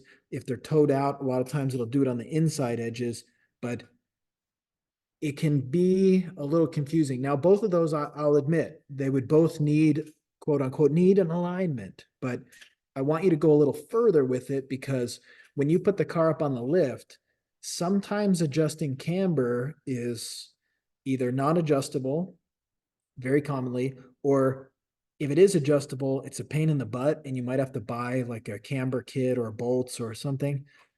So if you go onto the lift, if you go onto the alignment rack already knowing that your wear is either toe wear or camber wear, the main reason we're doing the alignment is to correct the tire wear. You should know what type of tire wear it is. Make sense? If it's edge wear and it's smooth and you see the camber's messed up, I'd probably go back to the service advisor and say, hey, the camber's messed up and we need this camber bolt or this camber kit or whatever, and then give them a price. And the customer may decline, but at that point, you got your chance to tell them, hey, look, you know, I set the toe, but I didn't fix your camber and your camber caused that edge wear. So, and the main reason why is because, our reputations are important. And if you tell the customer I aligned it, they think that means you aligned everything. Make sense? And if they come back and they say, hey, I still have tire wear, and then you tell them, well, I aligned your toe, but I can't align your camber, you're already starting off on the wrong foot. Do they trust you anymore? Because it would have been good to tell them that first. And then if they go online and then they see, oh, somebody else is fixing the camber, you're saying you can fix it, but then they come back and you'd say, well, I can fix it, but it's extra money. And they're like, what the heck? First you told me it was good, and then you told me you couldn't, and now you're telling me you can, but it's more money. I want you guys to really know what you're doing and be very intentional in what you're selling and why you're selling it. And you can fix some cars for some people, and while you might not be initially rewarded, I think it'll pay off in the long run for you. All right, so then a couple more, diagonal and cupping. We'll start with diagonal. If it's diagonal where it almost looks like the tire's been bouncing down the road. It's got good tread and it's a little worn, and it's good tread, it's a little worn, and the wear tends to be diagonal. That tire's bouncing on down the road. That's actually going to be one of two things. It's going to be severely out of balance, or it's going to be a suspension issue, like potentially a worn shock or strut. That should be dampening the bouncing. It shouldn't be bouncing down the road, right? So what we're selling on this is different than what we're selling on this, which is a little different than what we're selling on this, even though a good alignment may fix both of these. One of the alignments is going to be easy and one of them can be tough. And then cupping is a lot of times caused by just, especially if you have mud tires, they may cup. They just do that. They have big tread blocks and those are going to cup. You can get your alignment perfect and it'll probably minimize the cupping, but if it's off-road tires, they're probably still going to cup, I'm sad to say. All right. And then Toyota's kind of version of this is the textbook version. This is Toyota's version. Pretty much the same. If you look, they just did kind of a cool little bit of a difference. This is showing like smooth wear. That'd be camber. This one is actually high speed turns. So I've seen some cars where the wear is like over onto the sidewall. If it's literally wearing onto the sidewall, that's not alignment. That would be they're actually turning so hard it's literally flexing and the sidewall is touching the road, the blacktop. So that's pretty intense. Seen some of those. And then diagonal wear you can see a little bit better. That's bouncing on down the road. And a lot of this is pretty similar. This one, for example, I want you to take a look at. If you have toe's going to wear this heel toe. But think about this. Your front wheels do all the turning. So even if you have them perfectly aligned, they're still going to have some wear because they're turning. So most of your wear is going to go on your front tires. If you just leave them on the front and leave them on the front, leave them on the front, your rear tires are going to be great and your front tires are going to end up shot. Make sense? So what should we do to prevent that? There you go. Rotate the tires. That's the whole purpose of rotating the tires. The front tires are going to get some abnormal wear, and then we're going to put them on the back, and the back is going to hopefully smooth them back out because in the back they shouldn't be turning. They should be going straight. And we're just basically the tire rotation is going to make it so we don't constantly need to do two fronts, two fronts, two fronts. Because if you leave them on the front, they'll end up so cupped and chopped that you'll probably replace them before they're worn out just due to like noise. So if we're constantly moving them to the back and cleaning them up and then moving them back to the front and kind of giving them a fresh start, we can make them last longer, but only in kind of a weird way, right? So some people would say, well, they don't last any longer. If you're going to wear the fronts out, you just keep putting fronts on. But the thing is, if they end up kind of messed up like that, you're probably going to change them before they really need to be changed, right? So that would be the loss. And the other thing is, it's in our best interest to have 4 good tires on the car, not constantly have 2 tires that are new and 2 tires that are new and 2 tires that are new. It's essentially setting us up so that the car will need 4 tires and last longer before it needs another 4 and last longer rather than needing 2 tires twice. Cool. So that's the justification for rotation. And then the rest of this is kind of similar. So now we jump into wheels and rims. There is a difference. For example, this is a wheel and this shiny one is still a wheel.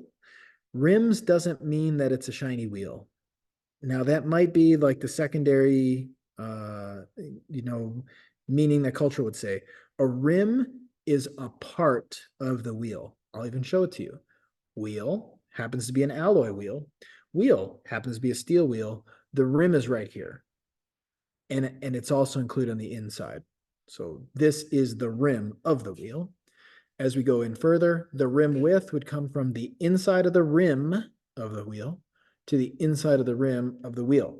That would be an internal measurement right there. So if you have an 8.5 inch wide wheel, it's not that you can measure 8.5 from the outside to the outside. It's actually from the inside where the bead seats to the inside where the bead seats.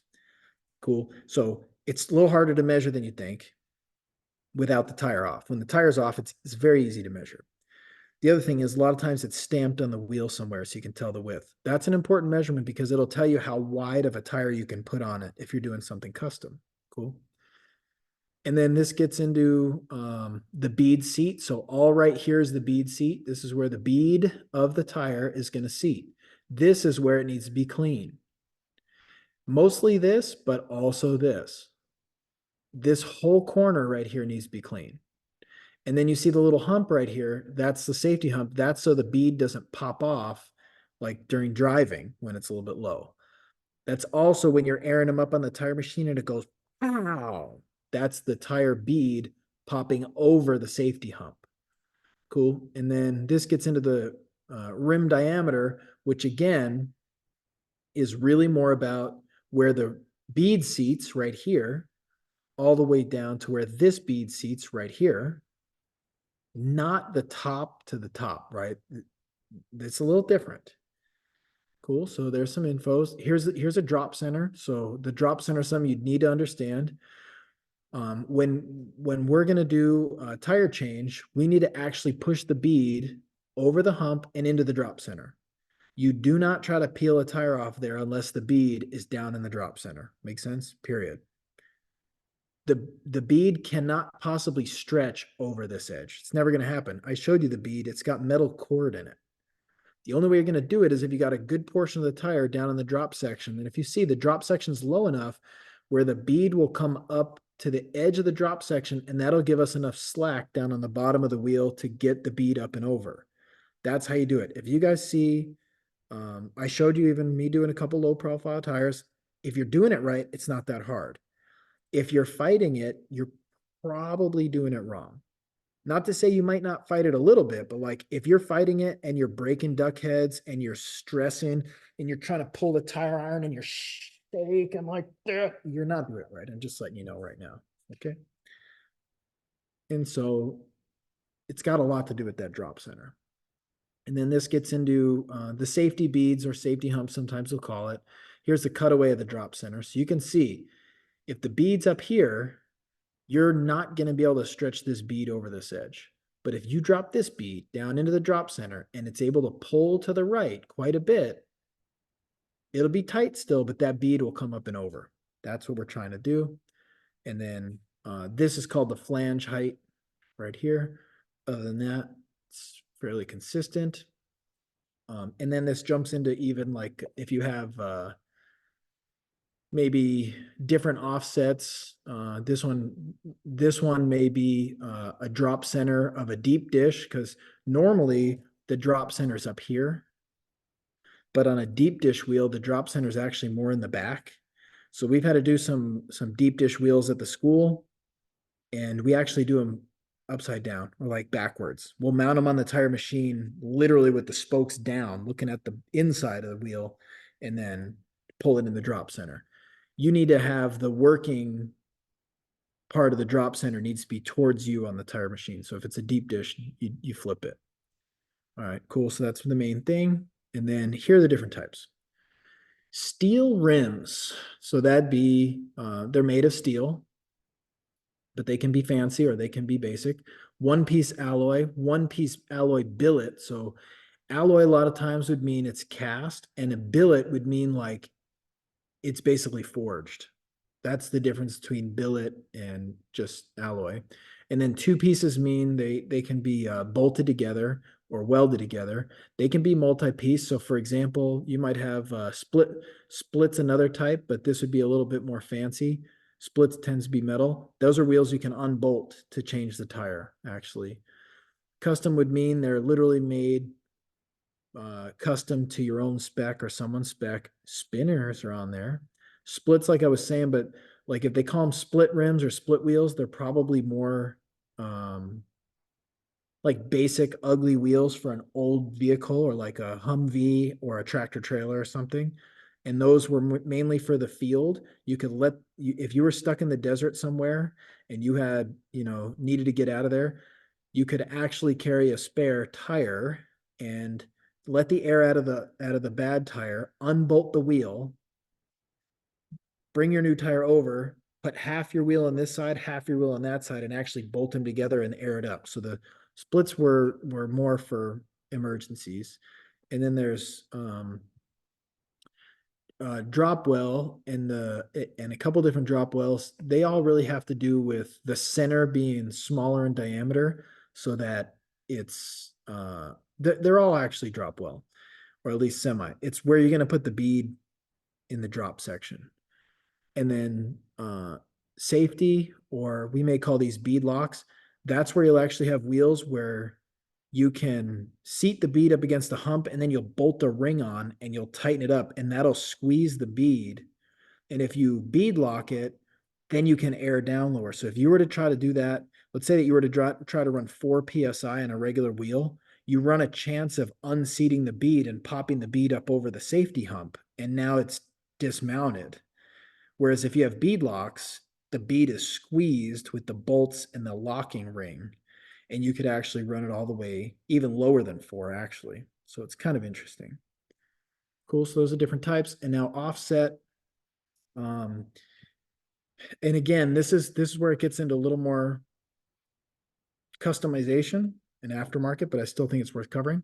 So if you have a 0 offset, right here where the hub face is going to be dead center of the wheel. If you have a negative offset, you have the face of the wheel is more favored towards the inside, which means you're essentially taking that wheel and you're pushing it outward. So if you want your tires to poke out, like let's say it's a truck and you want your tires poking, well, I can show you some tire poke right there. I like the tire to stick out a little. Where's my finger here? I like it to stick out a little past the fender. So that's a negative offset. Negative offset's gonna stick the tire out there. But if you want a positive offset, that's gonna basically send me the ref. The ref is not for that. Come on now. If you want a positive offset, you're essentially sending the tire inward. So like if I were to pull my Camaro over, you'd look and you'd be like, oh, that wheel's just flush. But what you don't notice is like on the ZL1, they do a whole bunch of positive offset. That tire's a what the heck is it? 305 or 315? 30. So it's got a whole bunch of tire, but you don't really see it. From the outside, it looks fine. And then if you get way behind the car and low, you're like, what the heck? There's a big old tire in there. That's the difference between negative and positive. Depends on if you want the tires to show or not show, basically. And so the back spacing has a lot to do with the offset. So if you were to look at the offset right here, and you had a negative offset, you'd have a fairly short backspace right here. So this would have, let's say, 4-inch of back spacing. This would only have 3 inches of back spacing. And this would have 8 inches of back spacing. But back spacing basically means we're actually going to measure from here to here. So if you knew your offset and you knew your width of the wheel, you could calculate your back spacing, or the other way around. The reason that back spacing is kind of more commonly used is if you can go up to the car, you can measure where the face of the hub is, and then you can measure into where your fender liner is or your suspension is. You can get an actual measurement with a tape measure or a stainless steel rule or something. And then you can actually go and pretty quickly measure the wheel with a straight edge and a tape measure, and you can see if they'll fit. Now it's a little bit trickier than that, because if you put a tire on, now your tire is probably going to come out past where the wheel is, but the back spacing is a doable measurement. Offset is just it's quite a bit more difficult to actually calculate that. So then you got to see how much of it's out here and how much of it's in here. So the offset is basically millimeters off of center, whereas back spacing is measurement from the hub to the inboard edge of the wheel. Cool, kind of interesting. And then this shows you the different offsets too. Q. Now, lug nuts.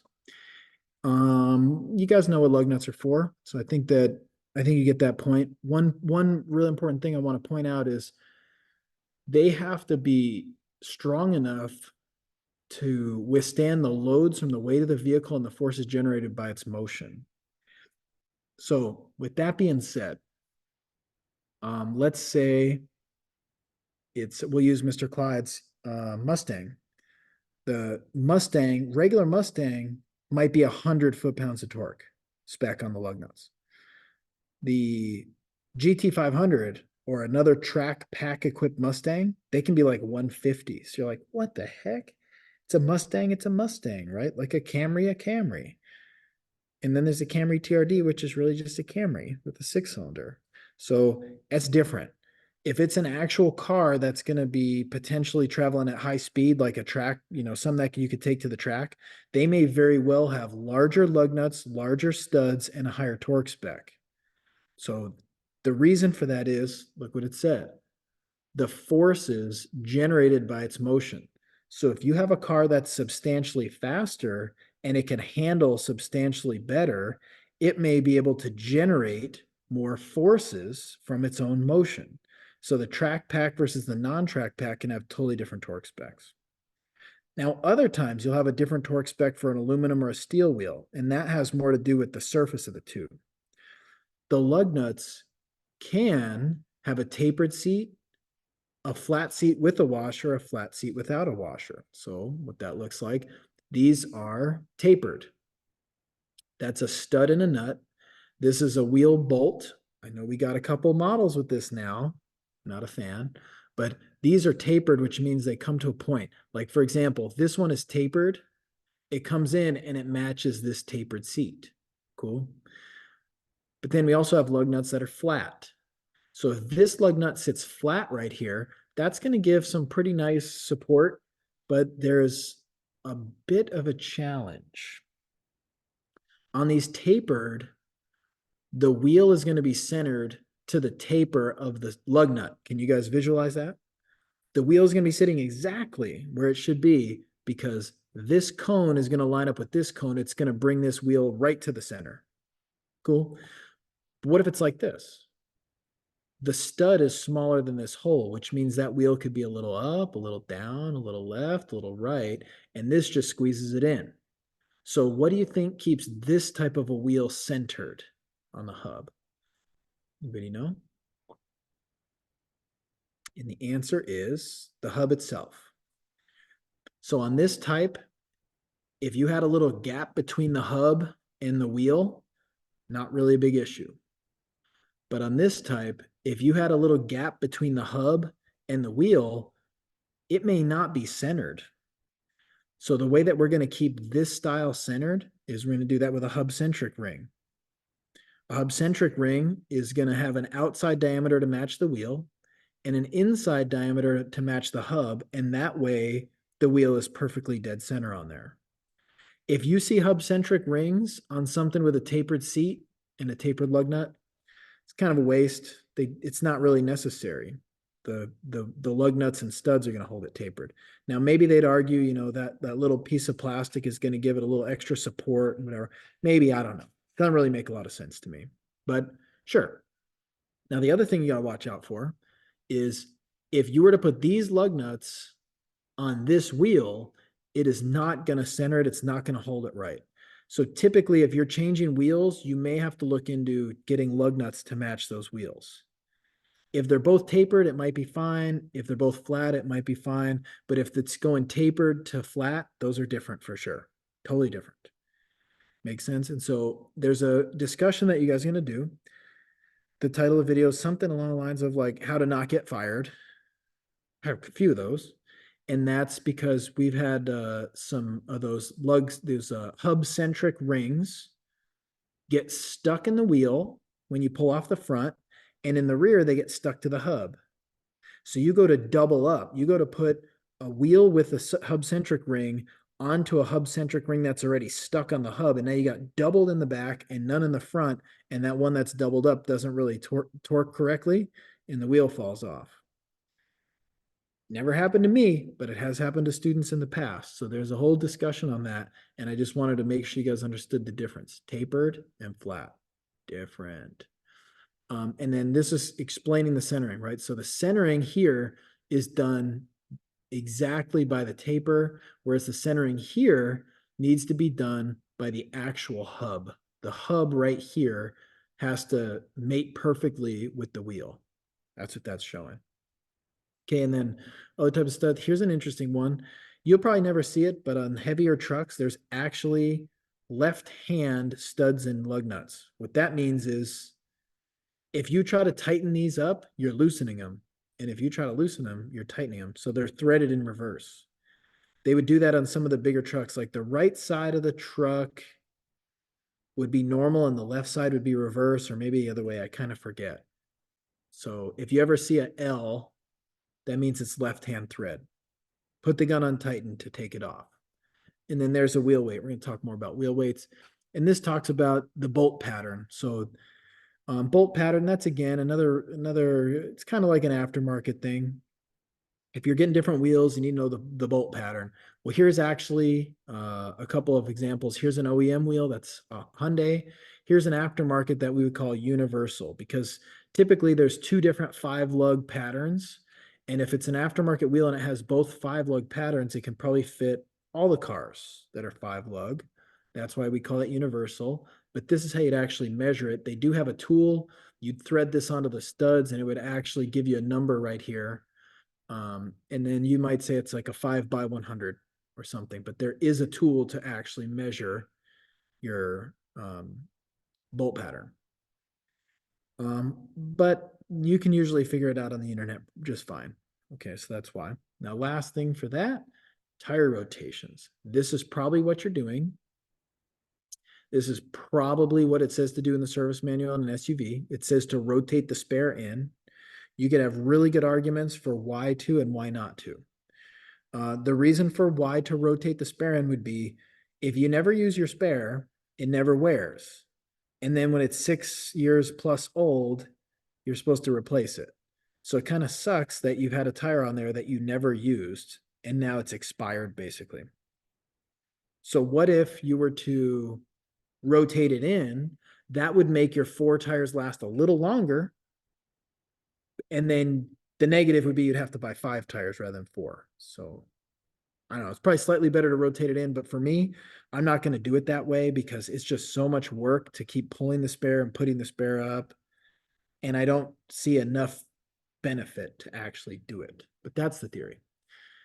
Now, servicing tires and wheels. I'm going to cover this so you have an idea as to why we do what we do, but I'm not going to cover every step of how to balance tires and change tires and stuff. That's something that you guys are going to do in the lab. And I also have discussions and videos on how to do that. So this is more going to supplement it. Okay. So at this point, you got all the theory about wheels and tires and lug nuts and stuff. So this is how to do the work. So first thing, if we're going to do a balance, we got 2 things we're worried about. Static balance is up and down. That's hopping. Static balance. Dynamic balance is left and right. That's what tends to make your steering wheel shake. A lot of times they both need to be addressed, but there's a difference between static and dynamic. You can actually adjust the machine to do one or both, but by default it's set to both. So we'll leave it on both. Here's the effect. Static imbalance is going to be up and down. You got a car that hops. Dynamic imbalance. You got a car that shimmies. What we need to do for this static, if we have a heavy spot on the top, we need to counteract the heavy spot with our own heavy spot on the bottom. Equal but opposite. So if there's an ounce of heavy, we're going to add a 1 ounce wheel weight. Cool, it's pretty simple. That's not for the wheel. That's really for the tire. When they manufacture the tire, they're molding rubber together in these belts. Now you've seen the belts and all these different supports and stuff that are in there. It's not possible to have the tire consistently perfectly balanced. So if they overlap the belts, you got a heavy spot now. Across from that, we're going to add a weight. How much weight? It depends, right? So we have to put it on the machine and spin it. We add a weight here. Same thing with the static or with the dynamic. If you've got basically a heavy spot that's here, we may actually counteract it with a weight here and a weight here. We're not putting them in the center, but additionally, if this heavy spot was over here to the right, we may need a little more weight on the opposite and a little less weight on the inboard. Kind of makes sense. So basically your dynamic is going to be a little more 3-dimensional type of thing. So if you were just doing static, the heavy spot would be offset by one dead centered one. But on the machine, we're measuring side to side as well. And so, for example, here, this would be your heavy spot. we would probably need a weight here on the inside of the wheel. That's why it calls for different weight inside to outside. It's looking at both the static and the dynamic. Now, if it had the heavy spot, what that's going to do, it's going to make that wheel want to wobble. And that's why it makes your steering wheel do a little shimmy, shimmy, shake, assuming it's on the front. You guys can kind of see how that would cause that type of vibration. If it's a steering wheel vibration like this, we may call that a shimmy. And we could tie it a little bit into alignments because depending on how our caster is, that can minimize a shimmy or let a shimmy really run out of control. Additionally, if we have a bunch of worn steering or suspension parts, a little bit of a shimmy caused by a dynamic imbalance could be multiplied based on a bunch of loose suspension parts and become a full-blown death wobble. We'll get more into the death wobble stuff a little bit later, but this is something that we can easily fix by putting it on the balancer, spinning it. It calculates what weight we need, and then we hook it up. It's not really rocket science. It's the machine is going to hold your hand and take care of it for you. Right? Then you can road test it, and if it's good, it's good. If it's not good, we may need to do a little bit more research. Okay, so for example, this is a static balancer. We'd literally set the tire on the top, and it would have a little bubble. And if the tire was a little heavy over here, it'd tilt like this, and the bubble would fall uphill, and you'd be like, oh, I know, we need to put a weight right here. And that would like bring it to level. Oh, too far, take a little weight off. Oh, now it's tilted like this, put a little weight over here. So you'd literally be placing weights while staring down at the wheel that's just wobbling on this little bubble balancer. So the static balancer was literally like a bubble balancer. The dynamic balancer, that's going to not only measure anything that was a static imbalance, but also that dynamic left to right. To do so, it needs to be spinning. Okay, so this is everything now. This is old trash, garbage, just ridiculous.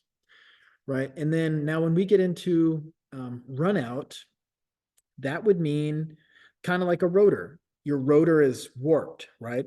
You would put a dial indicator right here, and you could spin the tire. And if your dial indicator goes up and down, that means basically it's kind of like a drum, actually. It means it's out of round. It's not round. Maybe it's got a high spot. Maybe it's got a low spot, but that's going to cause us some vibration for sure. This would be radial runout though. That's up and down. Lateral runout is left to right. So if you put it on a balancer and you spin it by hand, you're looking to see if it's doing this. If it's doing this, you're going to double check, make sure you got it centered, make sure you got it tight. If you spin it and it's doing this, that's a problem, but it's a different problem, right? That one is actually going to give us more of our shimmy. This one is going to give us more of our up and down type of shake. The fix could be the same. We may be able to actually repair that now, but back when I started, if we measured excessive radial runout or lateral runout, we would take the tire off and then we'd put the dial indicator directly on the wheel. And so if the assembly had radial and lateral runout, and then I pulled the tire off and I put it on the wheel, and the wheel had no radial runout and no lateral runout, what was the cause? That'd be a bad tire. And the bad tire would be, we'd get a new tire, we'd put a tire on, and it would be fine. We used to replace a lot of tires for vibrations. And to be honest with you, most people wouldn't actually get the dial indicator out. It's kind of like brakes. They're not going to get the dial indicator out. They're just going to drive and be like, oh, this car shakes. Let me try a balance. Oh, I balanced it and it didn't fix it. And plus I might have saw a little movement on the balancer. So it needs a tire, and then we're selling a tire, but they might sell 2 tires. They might sell 4 tires. It was pretty notorious. Now there's a million shops still doing it that way. And they'll say, oh, you have a vibration. You need new tires, and then you'll put new tires on it. And then you say, still have a vibration. So we'll say, well, if it wasn't the tires, it's got to be the wheels. You need new wheels. And people are like, you know what? Forget this. I'm done. And they live with vibrations every day. And if you really, sometimes it's hard to know how other people live, but I'm interested in what other people are struggling with and kind of how they're feeling. So what I do is I make little videos and put them on YouTube. And I have a video on how to use our road force balancer. And I have a lot of people saying, I work at a tire shop. And if it has a vibration, you don't need that machine. It just needs new wheels. It's like the purpose of that machine is to measure what it actually needs so we don't just shotgun guess. Okay. So what predated the machine were these techniques. We would actually have to measure this crap with a dial indicator, and it was horrible. And I've done it myself personally, only for a little while. Then they started getting better machines. Okay. So it was pretty short lived. Right. And now when we get into stacking, that means if we had some run out, let's say we had 19 thousandths of run out here on the tire, on the wheel, but then we also had another 39 on the tire. Now you might even have some on the hub. You don't have 19 and 39, you have actually combined. So you're looking at 60, right?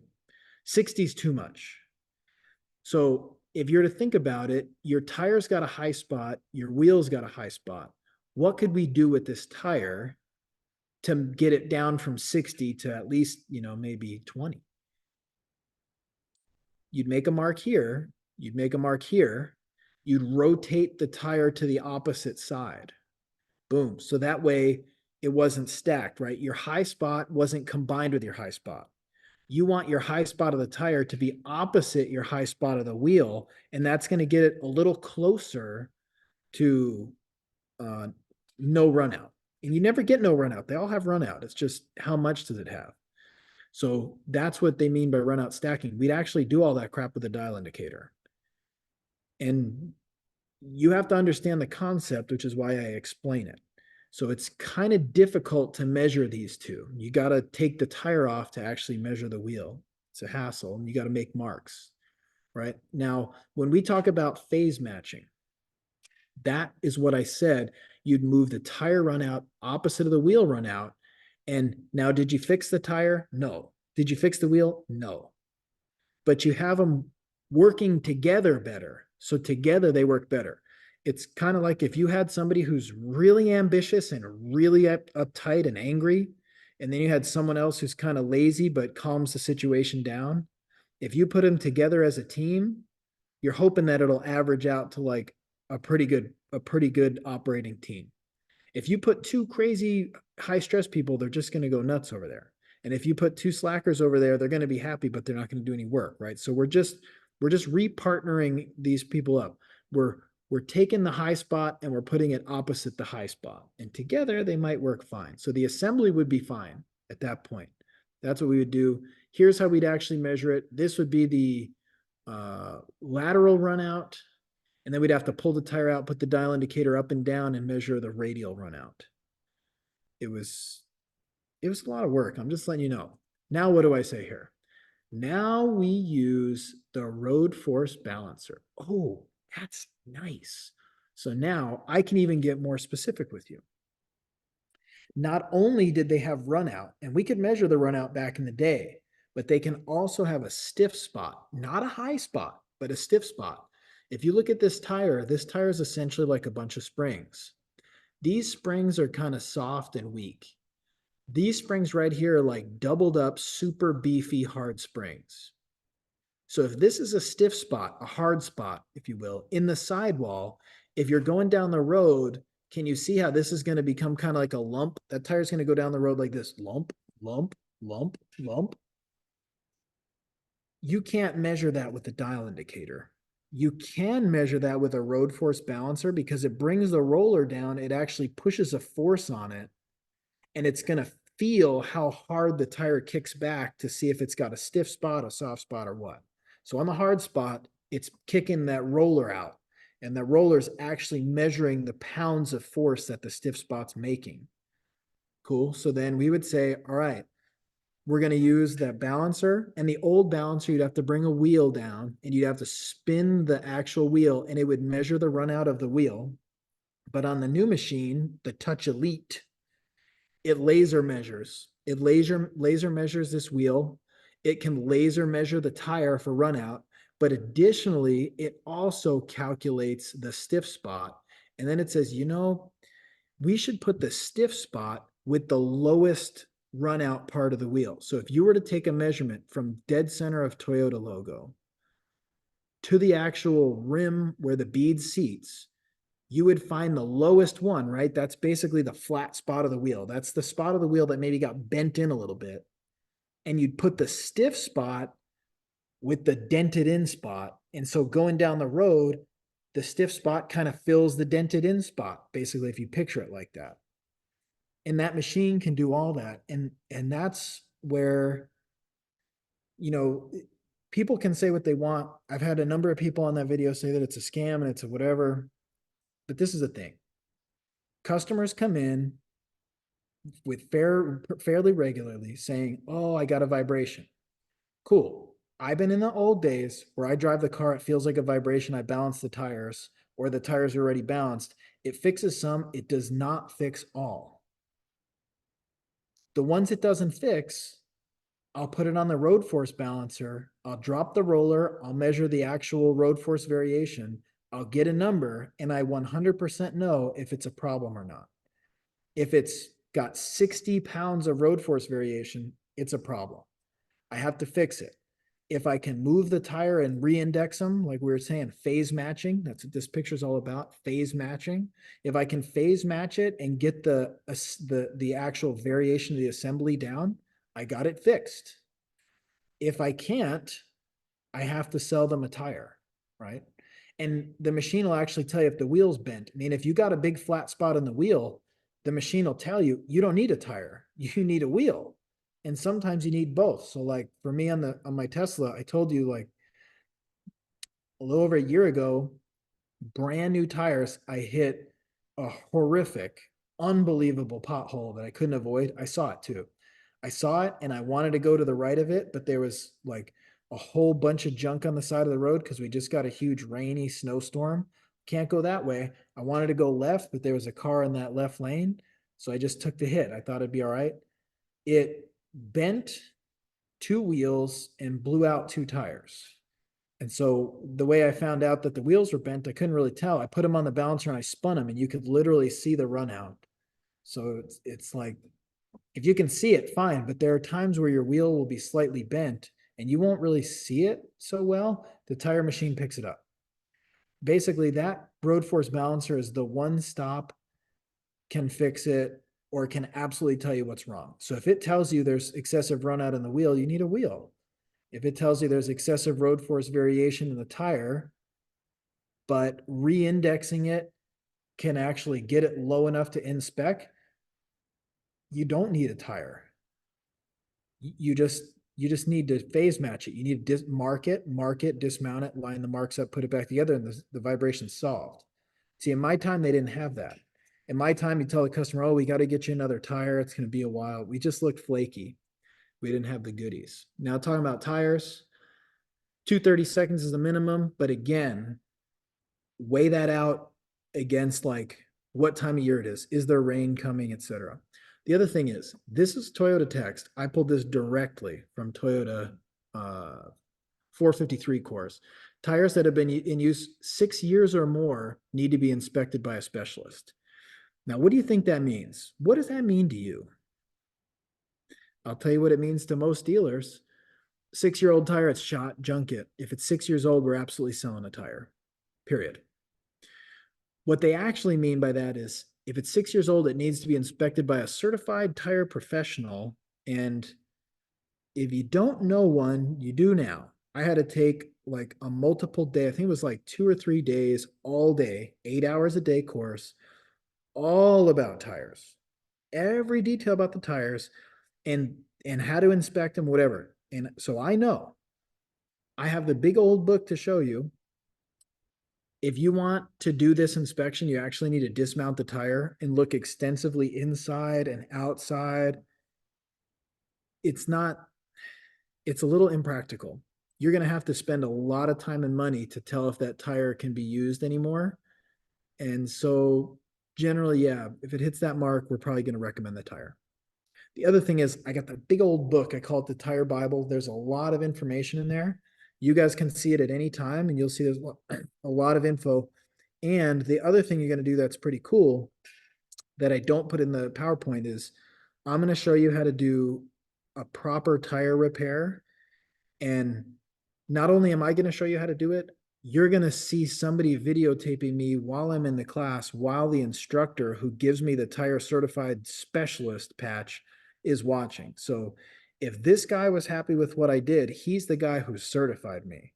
So this video is better than what I'm saying. It's an extension of what they're saying, and that's a program that could come to your dealer, but they charge a lot of money to certify people to actually fix tires. But one really cool thing about it was if you fix a tire how they say exactly, and something goes wrong with your patch, they actually have lawyers who will come out and represent you. They're so sure of their way of doing things that they'll actually fight for you in court if something happens. It's a pretty cool little bonus. And then more Toyota specific content. Replace with equal or greater load and speed rating. Never mix tires of different construction because you're not going to find any bias ply anyway. Replace all 4 tires as a set. Then it says at least as an axle set. Maintain the same rolling diameter on axle pairs. This all has to do with differential action. So we're going to have a pretty good discussion about all-wheel drive, replacing 4 tires, 2 tires, 1 tire. I don't want you to cheap out like a customer. I made a whole video on exactly why and how and all the details about you can do 1 or 4 or 3 or what, all-wheel drive. And I get a lot of people that want to simplify it. It's like a 20-minute video. And they say, so let me get this right. It's cheaper to buy 4 tires than to replace the 4-wheel drive. Yeah, obviously. But if that's all I wanted to say, I wouldn't have made a stupid 20-minute video about it. So I don't want you to just check out right there and be like, yeah, it's all-wheel drive. It needs all 4. I want you to really know the details. Can you do 1? Do you need to do 4? What's the deal? What's up with? So I got a video for that for you. Okay. And then studded snow tires on all 4 wheels of a front wheel drive. So back in the day, people would be like, oh, put the studs on the front wheel drive because it's a front wheel drive. But that means kind of like when your tires are worn, your rear tires, when you're going around a turn, there's not a lot of weight back there. They tend to lose traction. You actually need just as good or better tread in the back of a front wheel drive. So Toyota's standards there, right? And then we're talking about the tire machine. There's rim clamp. There's that center clamp. There's a couple different types. This was the one that they wanted back in the day, but we've gone a couple generations from that actually. And this talks about where we want to put the the TPMS sensor to not break it. So all I want to do is just show you Toyota does have a specific place that they want you to put it to not break the sensor, but it's on the outdated machine. So I'm going to show you on our machine on a video, and you're going to make sure you understand. And then I'm going to give you a cheat trick. If you're nervous about breaking a TPMS sensor and it's the type that has a nut, worst case, if you're scared, just unbolt it and let it fall inside. You won't break it if it falls inside. Okay. But I'm going to show you, get you plenty of practice, but that's better for video. The other thing is, has anyone seen this cage in their dealers? Most people have. And now you know what it's for. If you're airing up a tire, you can actually put it in the cage. Most of the time we don't. I personally don't. The reason we do that is if there was damage to the sidewall when you're airing it up, that can actually blow out and blow the tire right off. It'll send the tire flying and it'll hit you, but it's in the cage. So I don't think I'd really worry about it on our tires, especially because we're not mounting used tires. We're mounting new tires. So new tires don't come with ruptures, zipper ruptures, right? But on the side of the road, doing a tractor trailer tire, they actually carry these cages for that reason. If you're mounting a used tire, especially a big heavy duty tire, that's when you use the cage. That's for airing it up when there's a defect in the tire. Make sense? And then this talks about the repair area. So right here's a no. Remember, that's off of the that's off of the belt, that's into the shoulder, that's a no. So this is specifying basically from this tread to this tread where it's flat. Make sense? Now, this also says if it's a speed rated tire, we actually need to be even further in. So on a speed rated tire, we need to be even harsher with our judgment. Okay. Most of your dealers are going to say no tire repairs. The reason most of your dealers are going to say no tire repairs is because if they're going to do tire repairs, they would be asking for trouble to have non-certified, non-trained people do it because it's happened. We had a dealer in San Diego, not Toyota dealer, Ford dealer. You can look this up. You can always double check me. 90% of the time, I'm telling you 100% of the truth.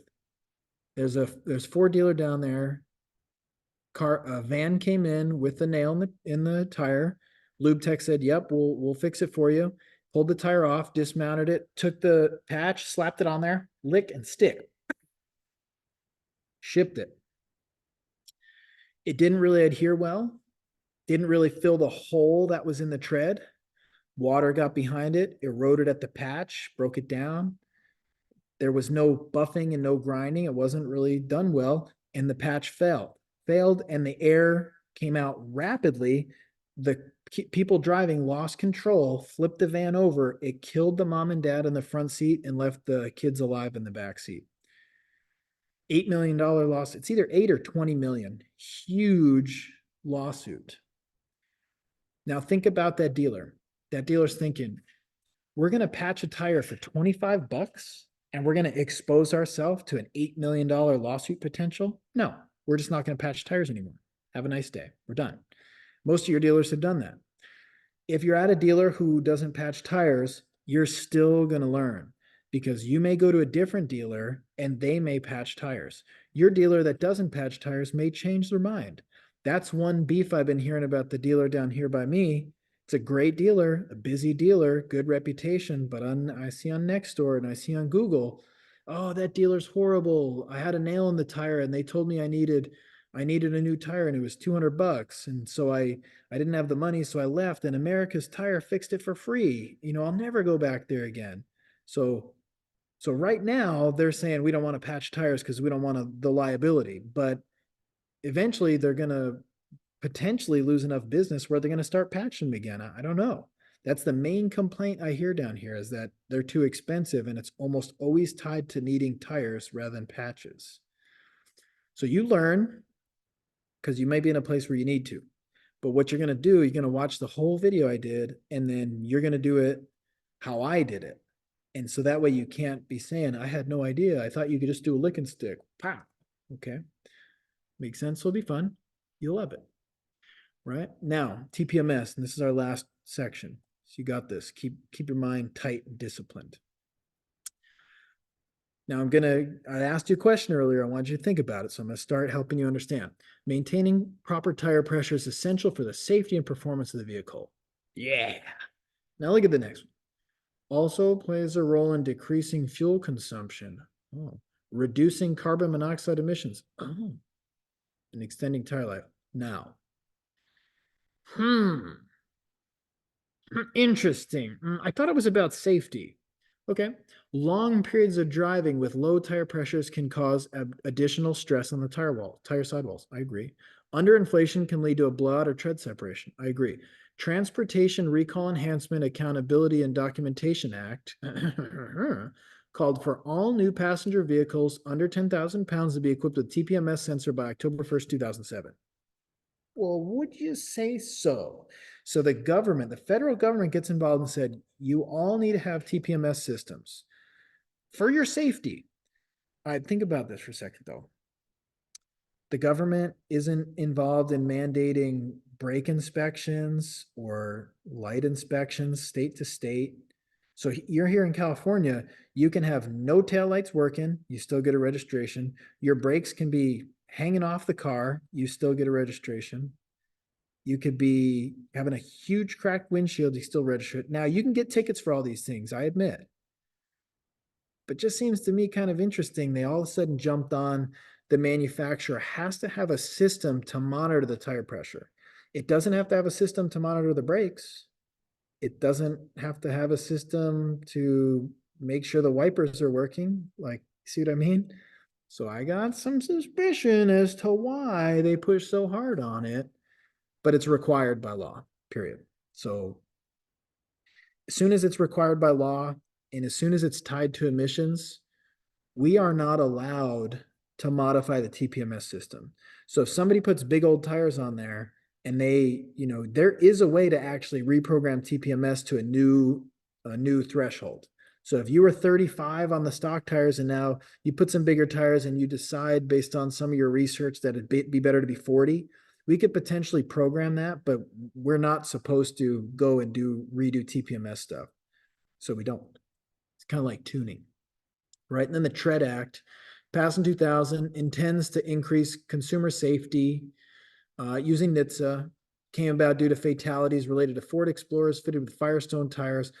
This was a whole nightmare. So Ford and Firestone, they've blamed each other over and over and over. I don't really know whose fault it is, but basically, Explorers had tires that were maybe just barely strong enough and just barely good enough for the Explorer, but they tend to blow out, and the Explorer's already kind of top heavy. So next thing you know, there's an upside down car and death and injuries.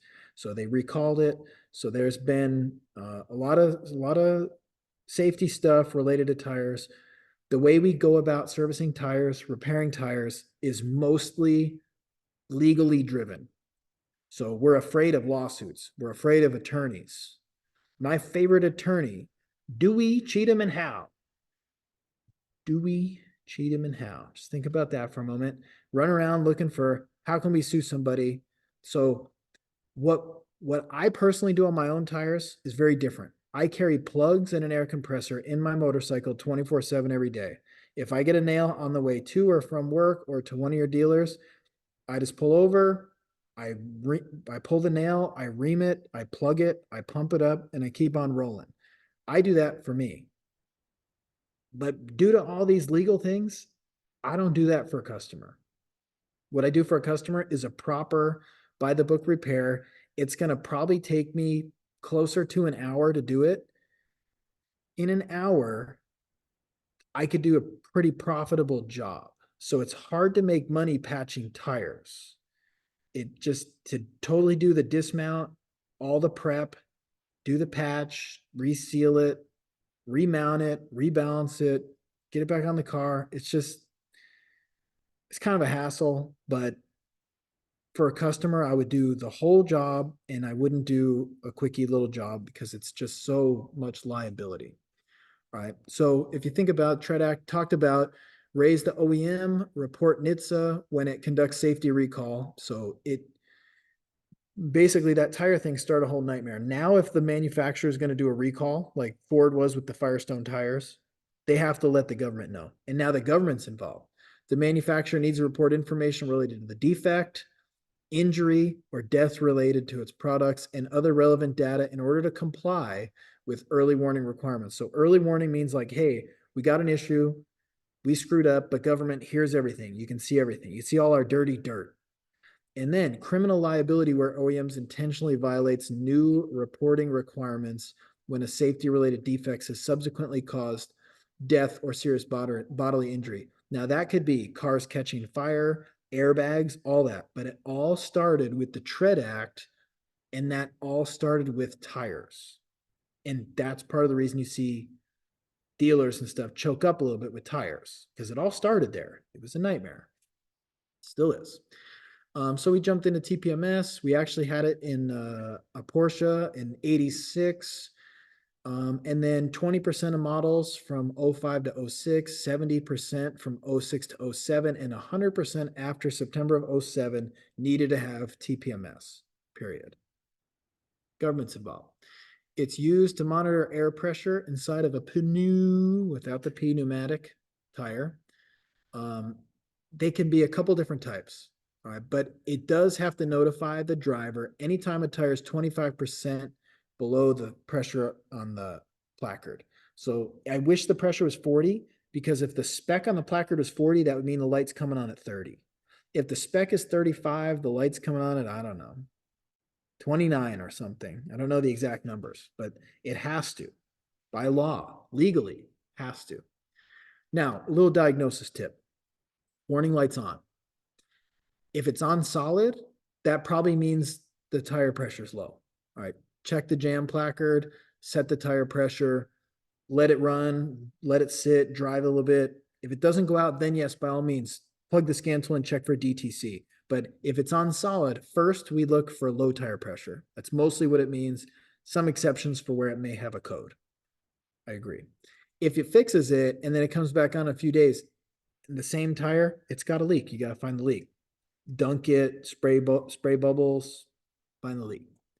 Now, if the warning light is flashing, that indicates a problem with the TPMS system. You can by all means set the tire pressure, but that's not really why it's flashing. It doesn't flash when it's just low tire pressure, right? It means there's a DTC. There should be freeze frame data stored. The light may flash, it may turn on, it may turn off, but at some point it's going to be flashing. It could be most likely a defective wheel speed sensor. Yeah, like they might have a dead battery.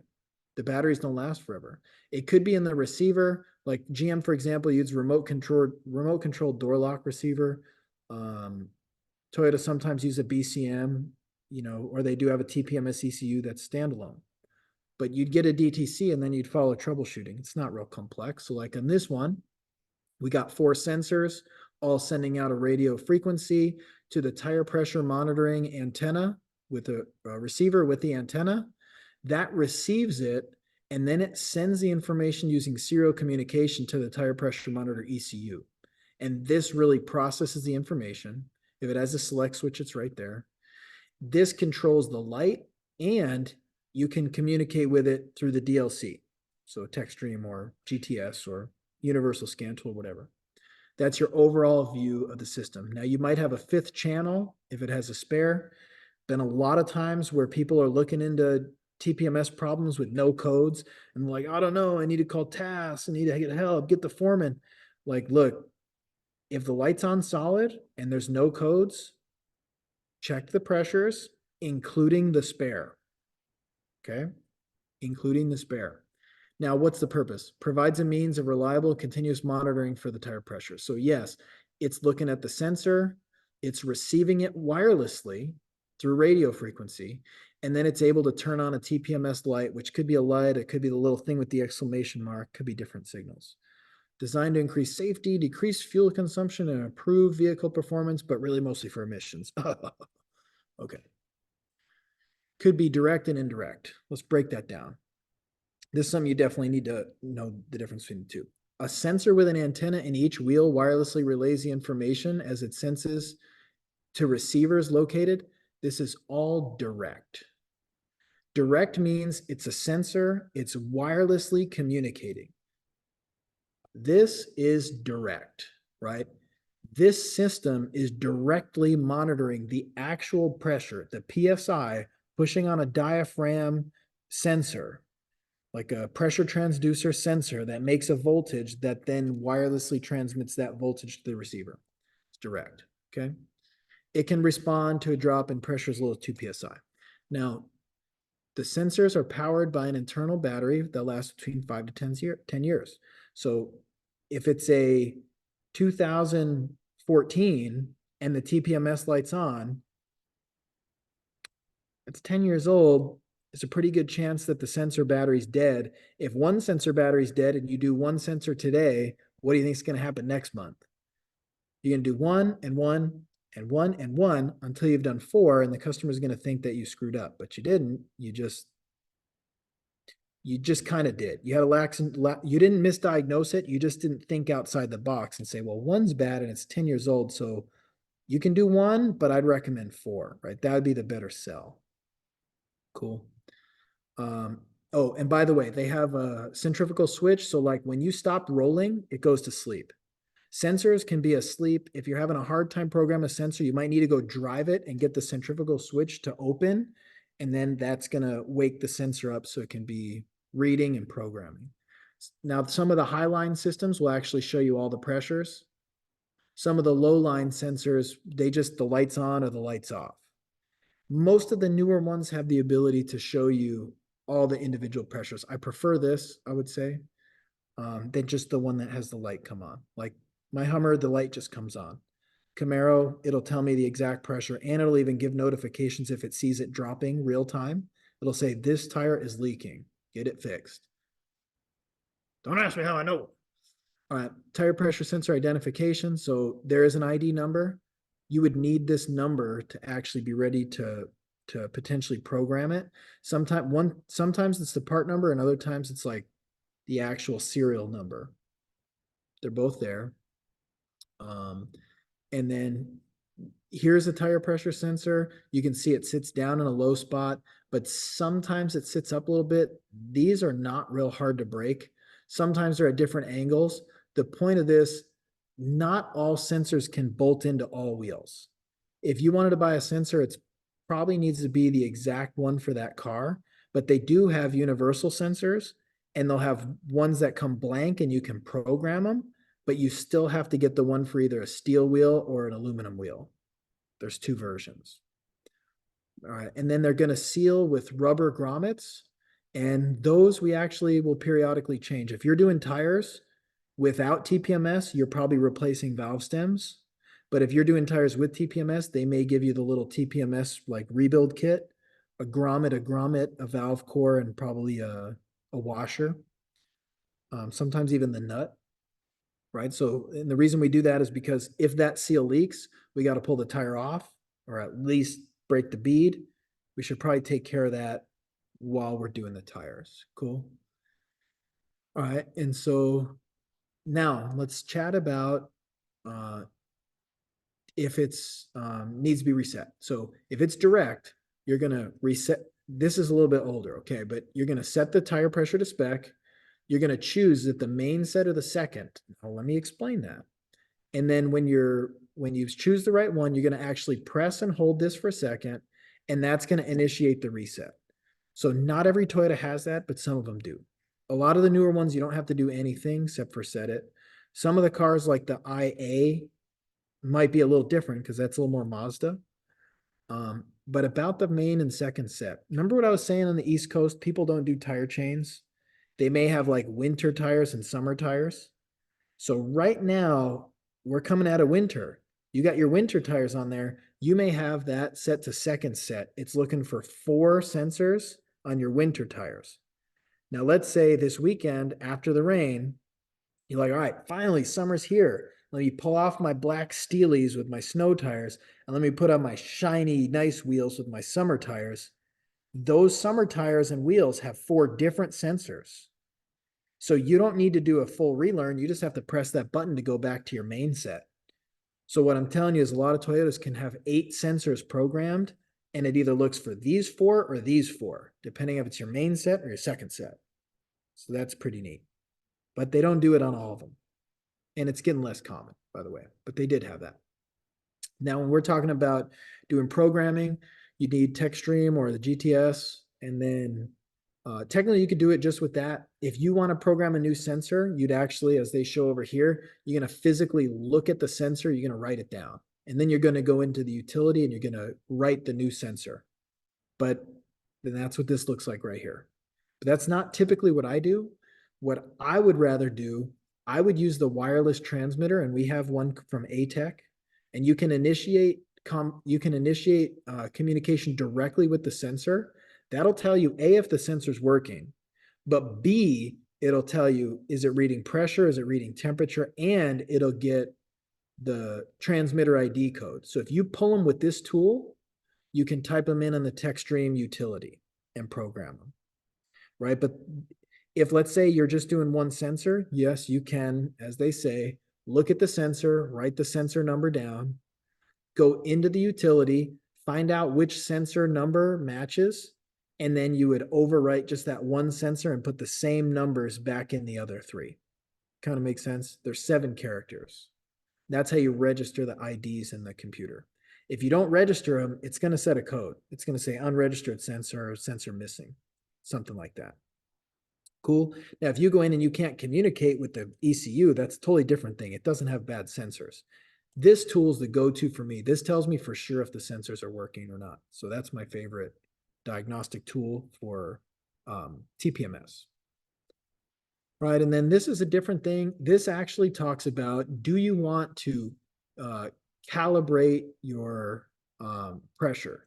So like essentially you'd have to know while you're going in, and let's say you're doing a health check, you'd say you want to compensate tire pressure, and then you tell, are the tires cold? Are they warm? Are they hot? And then you would input the actual ambient temperature, the expected lowest temperature, the recommended pressure, and the recommended pressure front and rear. And then that will actually recompensate the tires. Generally, we don't really do that. But like I was saying, remember I told you we can reprogram TPMS if we wanted, but you're not really supposed to. So like this is where you could actually do that right there. So it's kind of interesting in case you ever saw that. Now for temperature, if you jump in the car and it's cold, let's say you got 30 psi, by the time you get up to the freeway and it's hot, you can actually add 7.5 psi from cold to hot. So you'd be at 37.5 hot. So if the car comes in right off the freeway and it rolls right in as a waiter, and you set the tire pressure and it's at 37.5, and you're like, oh, what the heck? It calls for 30 on the placard. You drop it to 30. By the time they get home, it's going to be 25. So you want to keep in mind what's the actual temperature of the tire. If you touch it, like let's say that you're like mom and you're trying to tell if your little snot-nosed Makoso self has a little cold. Mom does this, huh? Mom does this. Oh, you feel warm. Mom, your arm isn't calibrated. Well, it's not. But in a way, if your head feels warmer than her arm should be 98 degrees.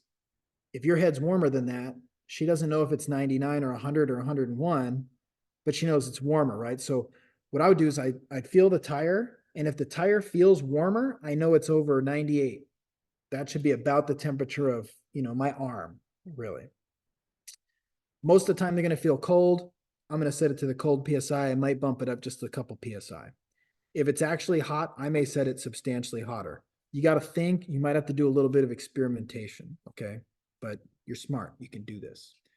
And then an indirect, okay? So this is the first time you've heard indirect. An indirect does not have sensors in the tires. All it does, it uses the skid control ECU, same one for ABS, and it looks at the wheel speed sensors. And if you have 4 wheel speeds turning the same, you're good. But if you have one wheel that starts to turn faster, that's because your tire is getting low and it's having to turn faster. It'll turn the TPMS light on. Make sense? So it's literally monitoring wheel speed.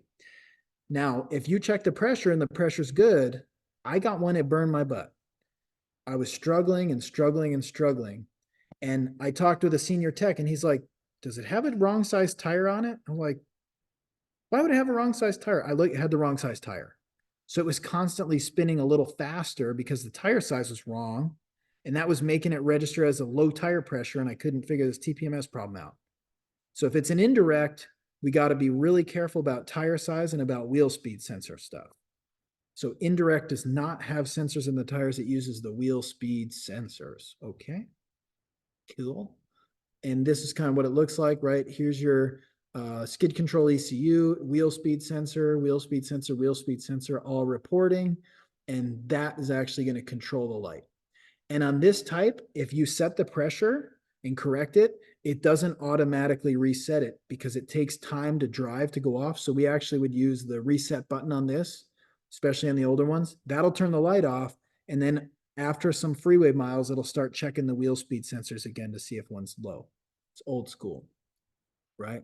Now, like I said, different size tires. If we have different, like a spare tire that's low, if a spare tire is missing, if we switched one of the tires, if a sensor got broken when they were having tires put on and they slapped the valve stem in there, these are all obvious things that we need to pay attention to when we're doing diagnosis. Now, if it's indirect, it may not even check the tire if you're under 30 or if you're doing tow mode and stuff, right? So some different things. And then also, if the ambient temperature is lower than 32, it may not check TPMS. And if it's higher than 104, it may disable checking TPMS. So those are things to watch out for. All right, we're there. You guys got any questions? Now's your chance. Any good questions? Ask them now. Otherwise, I'm going to pause. Resume. All right, so the question was for ASE. looks like you're gonna get 5 questions on wheel and tire diagnosis and service. Some of my notes, from what I remember, it's definitely gonna be, you're gonna for sure wanna be familiar with indirect, direct. If you've got a problem with a wheel speed sensor or a different size tire, remember that can give you a TPMS problem. Some stuff on vibration balancing. Especially if you're having a hard time balancing a tire and the weight keeps telling you to put weight in different spots, it would sound like there could be like a liquid tire sealant in there, like fix a flat. If you have shoulder wear on the inside of the tire, you may be thinking like negative camber. If it's on the outside of the tire, that may be like positive. So that's kind of tire, but kind of more alignment. Yeah, so it's just 5 questions. It's not that big of a thing. You guys should be pretty prepared.